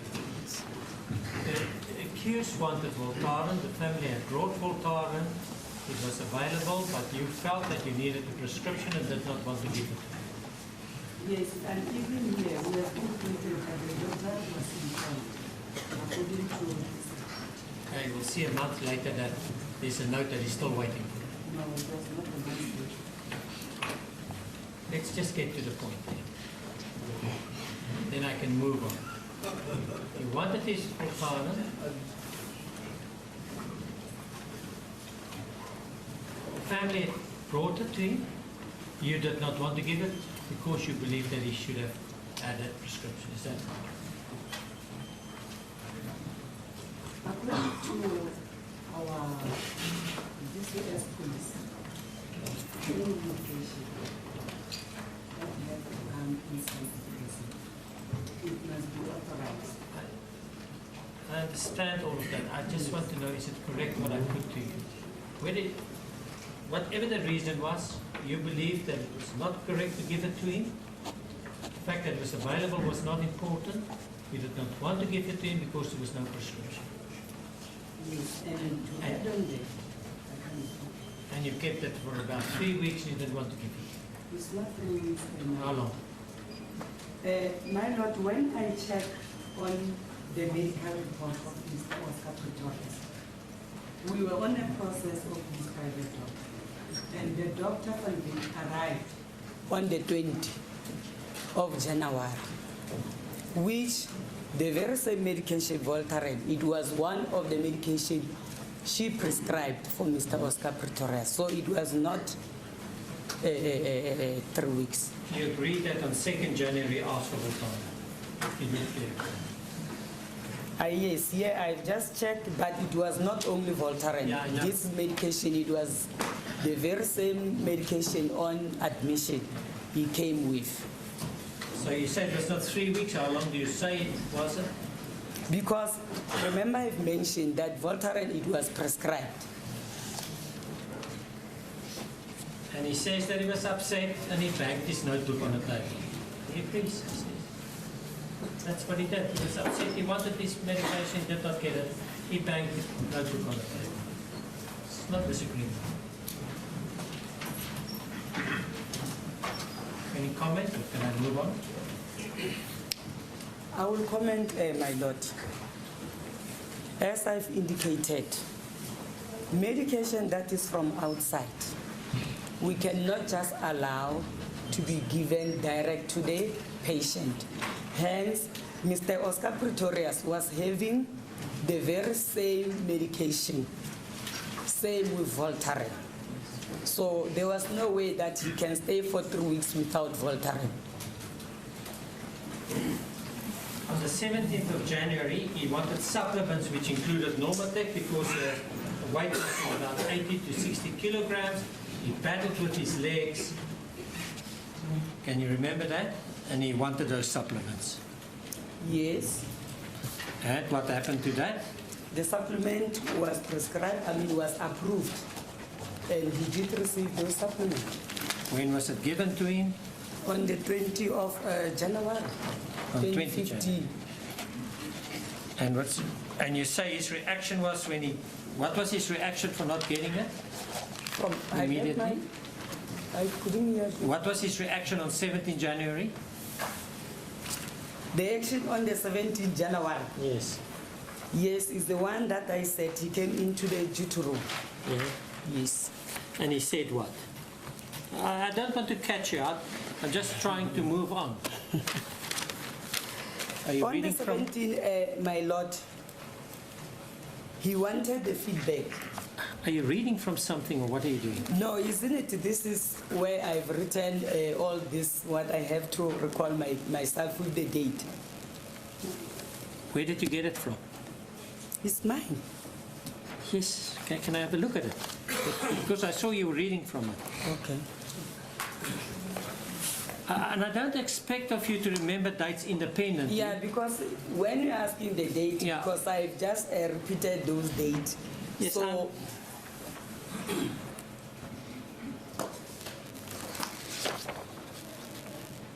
Was that the incident report? yes. Court would just bear with me. Look at and see if it has any relevance, the lady.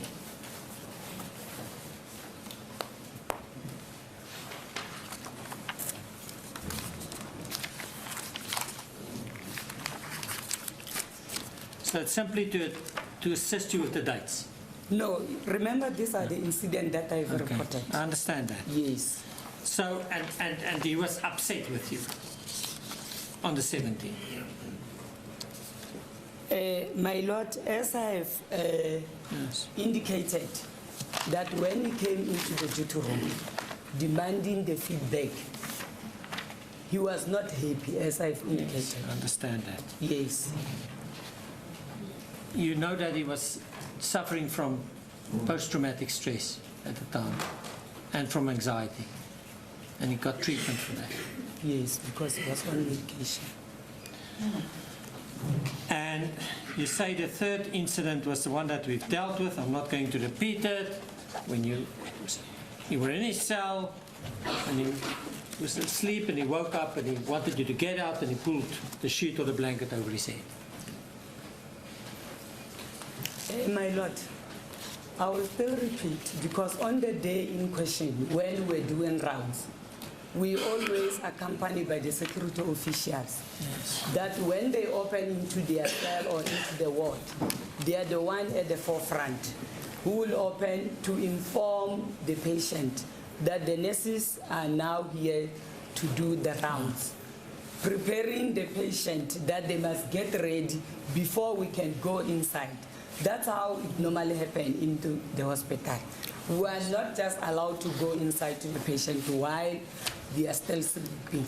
Yes. And then you dealt with the Molipax and the Cipralex, and is my understanding correct that he should not have had that many Cipralex or Molipax in his cell, because when you, whoever the nurse is, because it's not only you, whoever gives it to him, he must drink it there. He can't self-medicate. No, the Schedule 5, when we are hospitalized, we are not allowed, like as the family they are bringing it, we are not allowed to take all the schedule and give it to the patient. I understand, but Yes. when you give him what I'm interested in, he must now get, let's say, 2 Cipralex and 1 Molinex or whatever, Molipax a day. How does it work? Must he drink it there, or do you give it to him and he can go and drink it? No, we normally give it to him as we know we give after when they have just eaten their breakfast. Yes, you give it to him and he must go and drink it, and that's his dosage. No, normally we give it to him, then they will tell you that, no, I will drink it, and then we know that they are going to drink That's it. normally, and sometimes. No, it's normally, that is what he is sometimes, normally is doing. Is it? We give it to the patient. We don't just like we stand there and wait for the patient as if we are doting them as a TB patient. So you give it to the patient, and what does he do then? So that he must drink it. Can he take it to his cell and drink it there? Yes. Yes. I think that's right. He says that's how it works. He would give his In other words, medication. just one.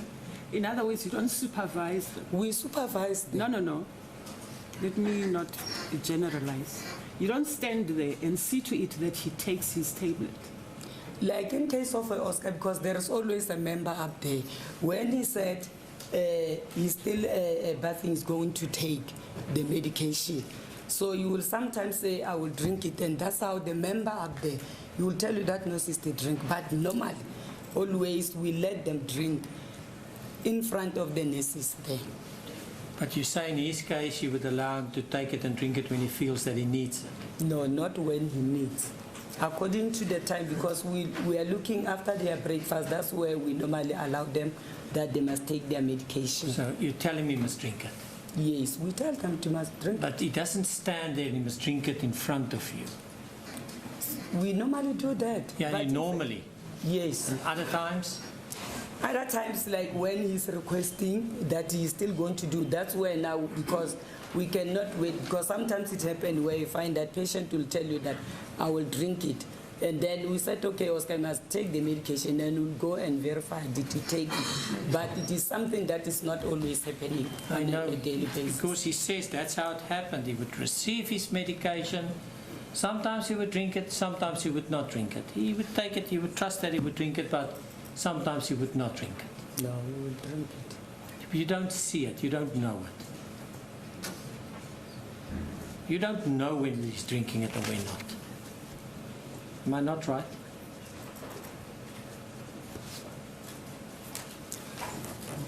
You are not right, because So we know... how does it work? My Lord, when we give our patients medication, hence, most of the time, our patient, especially Mr. Oscar Pretorius, he will come down to the hospital and take his medication. And that's where he will take his medication, but it's rare where you'll find that, no, I haven't eaten. So that's where we'll say, okay, we'll come and give you the medication. Yes, but he can take the medication with him in order to drink it. He can take the medication with him in order to drink it. No. How does it work? At the hospital, as I have indicated, all the inmates' medication, they are being given by the nurses. Yes. Sorry, I can't hear. There was a noise. The patient's medication, they are being issued by the nurses on a daily basis, Yes, so that then they must drink it there and there. But he says it's not true. He does not have to drink it there and there. It's given to him, and he can then go and drink it. It's something that is not always like you do, but most of the time you will take it. Yeah, it's not always like that. It's sometimes like that. Is that what you're saying? Sometimes he can go with it, sometimes he drinks it. But it's not always. I know it's not always. Okay. And I can show you other cases where he was given medication to say, go and use it when necessary. Will that not happen? Where he would be given medication for anxiety, prescribed medication, and say, go and use it when it's necessary. No. Does it not work that way? No, it doesn't work. Just look for me, if you look at that exhibit SP, go to the 14th of December. It's entry, it's page 10.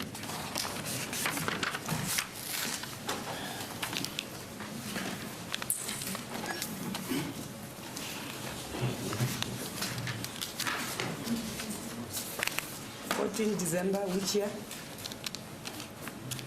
2014. Okay.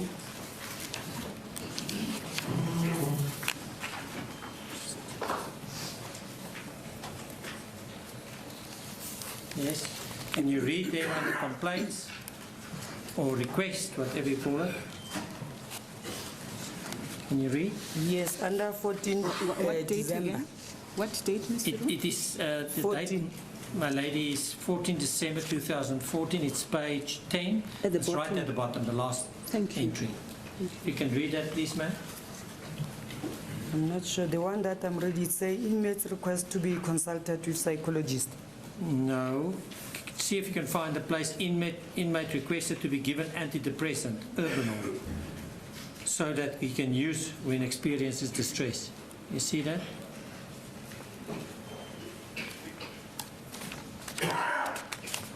You see the page's number right hand top. It says 10. Yeah, I see, yeah. You see it. Can you read it now just to make sure that you're at the right one? Yeah, it's the 14th say inmates request to be given antidepressant, Abanol, Yeah. And then? that he can use when experience distress. So how would it work then? With this one, because he mentioned the panic attack that he's having. So he requested that he wanted to take it when he is having that. So you can take that to yourself. So this one, it was given because when you check, it was immediately during his admission. That's where we gave him, because he was having this panic attack. Yes. It's not immediate. You will see there days before, different days before. So that's not entirely correct, but it's not important. So you would give him medication to take to his cell and to self-administer. No, not like this one he requested, because he had this anxiety, the panic attack. And he says to He me, indicated that it normally come during the night. yes. So, but he said he requested it that he can take it just for that day. And when did he take it? He did take on the very same day. Did you supervise it? On the day, Yes. before I knock off, yes, he indicated that he did take the medication. Just go to the comment column, the nature of feedback. What does it Yes. say? 2 Abanol tablets given Yeah. to take when it is necessary, Yeah. as it was requested. Yeah, so you give it to him and say you can take it when necessary. Yes. And it was at 14 hours. Yes. Yes. And he says that's how it worked. It's not only you, the other nurses. Sometimes you would drink it there, sometimes you would take his anxiety, his depression, his sleeping tablets, and take them. And what happened then? At some point in time, incorrectly so, he decided that he's going to wean himself off. He's going to only use half because he felt drowsy. And he stashed some of them. He did not use all his medication. That was his Cipralex and the, I keep on forgetting the name. You can help me? The Mollipaxin. Says it was prescribed. It was not illegal substances. It was prescribed to him. He didn't use them all because he tried to go only half on it, which is wrong. And that explains why he had them. My Lord, with that medication, as it was in a container or a box, there is no way that the packet can be in a container. Yes. So that medication, it was never been the one that it was issued on a daily basis by the nurses. no, well, that's a dispute. I can't take it further. Let's go to the 2 black eyes. You said he had 1 black eye. He said he was assaulted. He didn't report it, but his psychologist saw him and explained to her, but he was assaulted. A person managed to come into the hospital section. I couldn't hear you. I'm sorry, I'll speak up. Yes. Said the person managed to get into the hospital section at his cell. He was assaulted. He had 2 black eyes, not 1.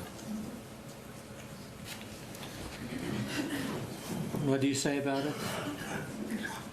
No, I don't get. He has 2 eyes. 2 black eyes, 2 blue eyes. I don't know how you want to call it. No, it's not 2. Yeah. It was hematoma on the right-hand side of the eye. Yeah. The other aspect of the hanging, do you know section 4? I think you spoke about ward 4. How far that is from his section? He says it's about from here to the back of the wall. It's not close to each other. It's from far away from where he was staying, Mr. Oscar Pistorius. He says it's about 25 meters. You could hear the person screaming, and he saw him the next morning because he had access to the telephone, and he saw the person. The person was there for, and I think you said for about 2 hours. I don't know how long the person was there. That is not true, my Lord.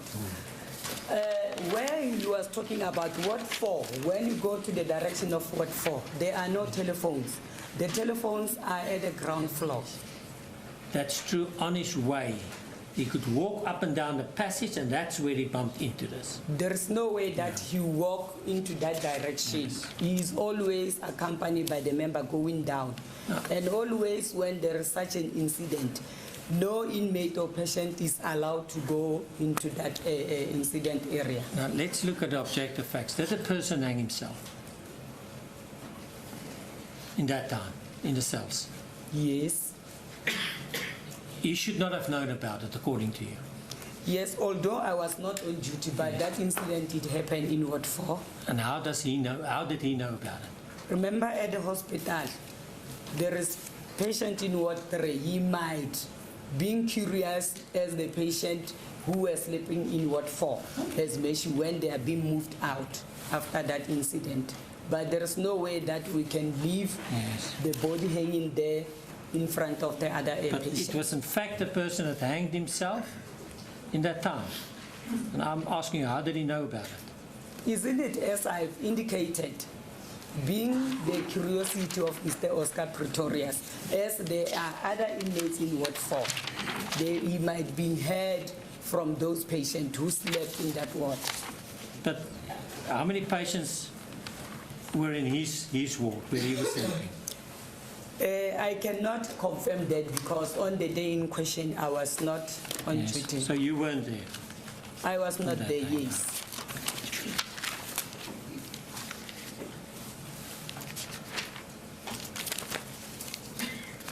I have no further questions. Thank you, Madam.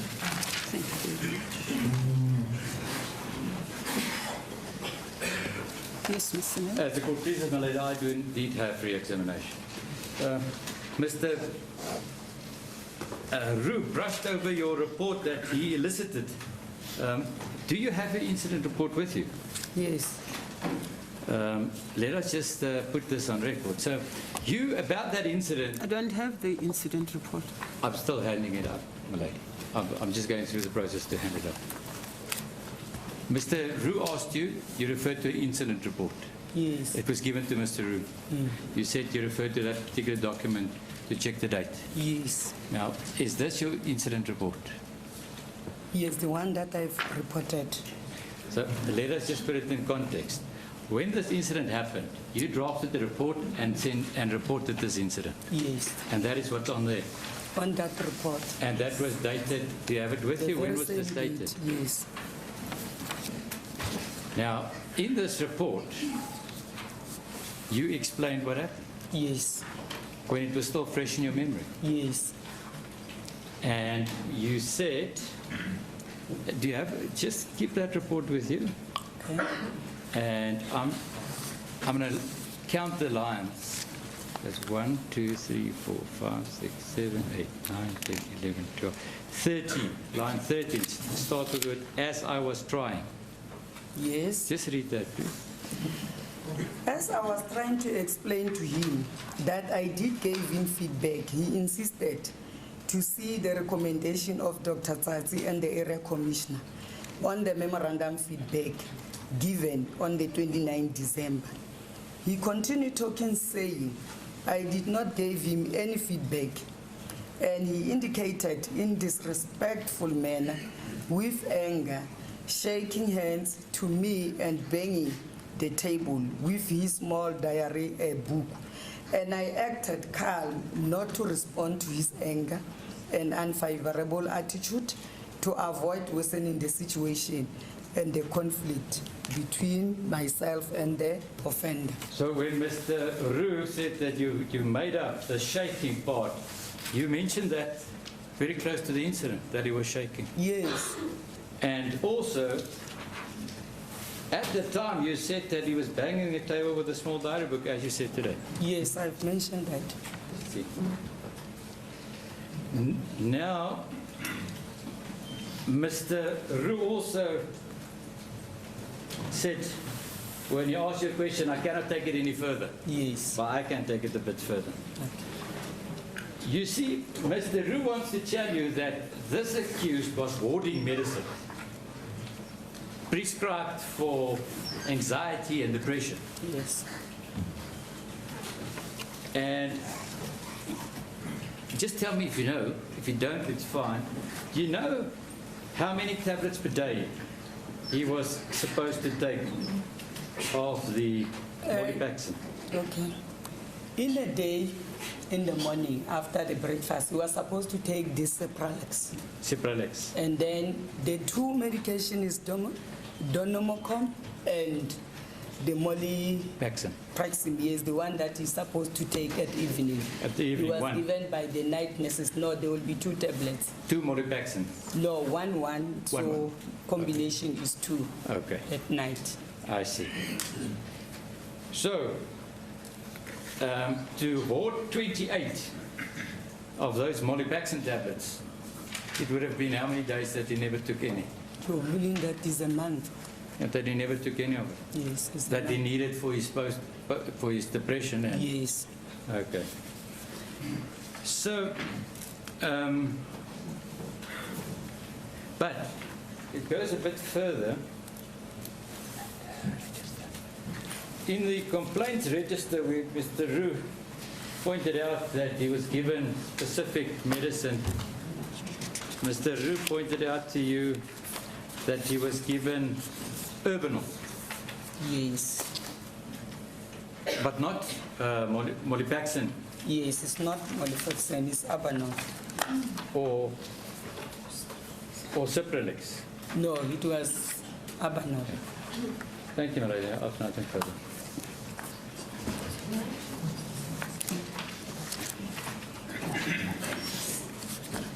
My lady, I've neglected to indicate what the exhibit number should be. May I request that it be marked SC?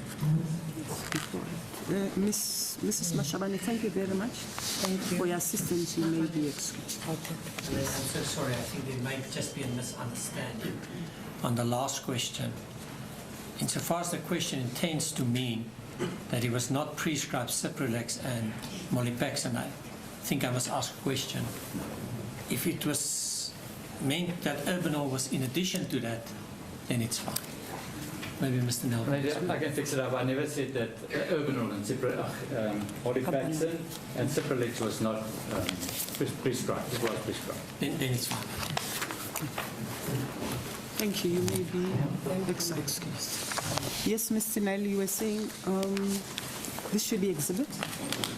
SC, my lady. SC. Thank you very much.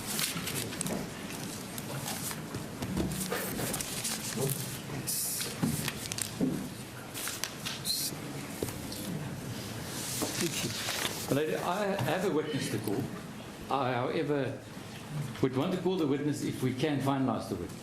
I would not... If you can? If we can finalize the witness today. If not, my lady, I would rather do the witness tomorrow. I've got one more witness. So, my lady, seeing that we're adjourning at 3, I will call this witness at 9:30. The witness evidence will be maximum 2 hours, and then we will both be ready to argue tomorrow, my lady. So I request that we stand down and I call the witness. I think the witness could be 2 hours, the witness could be 20 minutes, my lady, but I just don't know. And I say that with the utmost respect, I don't want to take the chance of the witness's evidence carrying overnight. It will be emotional evidence, which I cannot do to the witness. Okay. It will be my last witness. All right. So we... So my request is the following, that we stand down. Maybe we could even start at 9 No. or 9:30. I'm convinced, my lady, if we start at 9:30, the witness evidence will be completed within 2 hours, which will give us ample time to argue. Maybe, maybe not. We'll see what happens. Yes, You never know what happens. yes, my lady, but that's my request. But if there is no... With respect, it's a whole hour that's left. Why can't the witness give evidence for the next hour? And if the examination in chief goes on tomorrow, then it goes on in chief tomorrow. We can use the hour. We can't stand down every time. I didn't object the previous times, but before every witness we stand down, and it's a waste of time. It's just not fair on the accused. It's not fair on anyone. Let her give evidence or him evidence. I don't know who it is. And this whole hour, maybe 20 minutes, I don't know. But there shouldn't be some tactic about it. Let him just give evidence, or him. Is the witness here? Say again? Is the witness here? Yes, the witness here. Milady, but I'm not doing any tactics, as Mr. Roux would suggest. I'm just doing the best I can for my witnesses. And, Milady, I say to the court that I will be responsible in saying to this court, I cannot allow the witness to stand overnight. If we agree now, with the utmost respect, I say, my lady, that I'll call the witness and we finalize the evidence, even if we run a bit late. I've no problem, I'll call it. My only concern is I don't want to keep the witness overnight. My lady, the witness's evidence could be 20 minutes. I just don't know. So, my lady, it's not any tactics. Yes. And you say the evidence is emotional, that's what you said? Yes. Okay. My lady, I might tomorrow stand here red-faced. The evidence is finalised in half an hour. It's a possibility. I just don't know, my lady. And with the utmost respect, my obligation towards a witness is to try and prevent that. The witness will give evidence. I would just want the witness to be in the box once and have the evidence testified and not be burdened with being under cross-examination overnight. But we're busy with aggravation and mitigation of sentence. I think it's in the interest of the witness, and that's my request.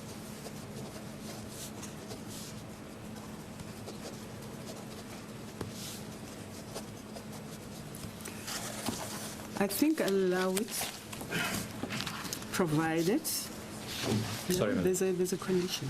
Yes. If we run over the time tomorrow, we'll have to sit until we finish. You say this is your last witness. Yes, indeed, my lady. So I'll allow that. As a court leader.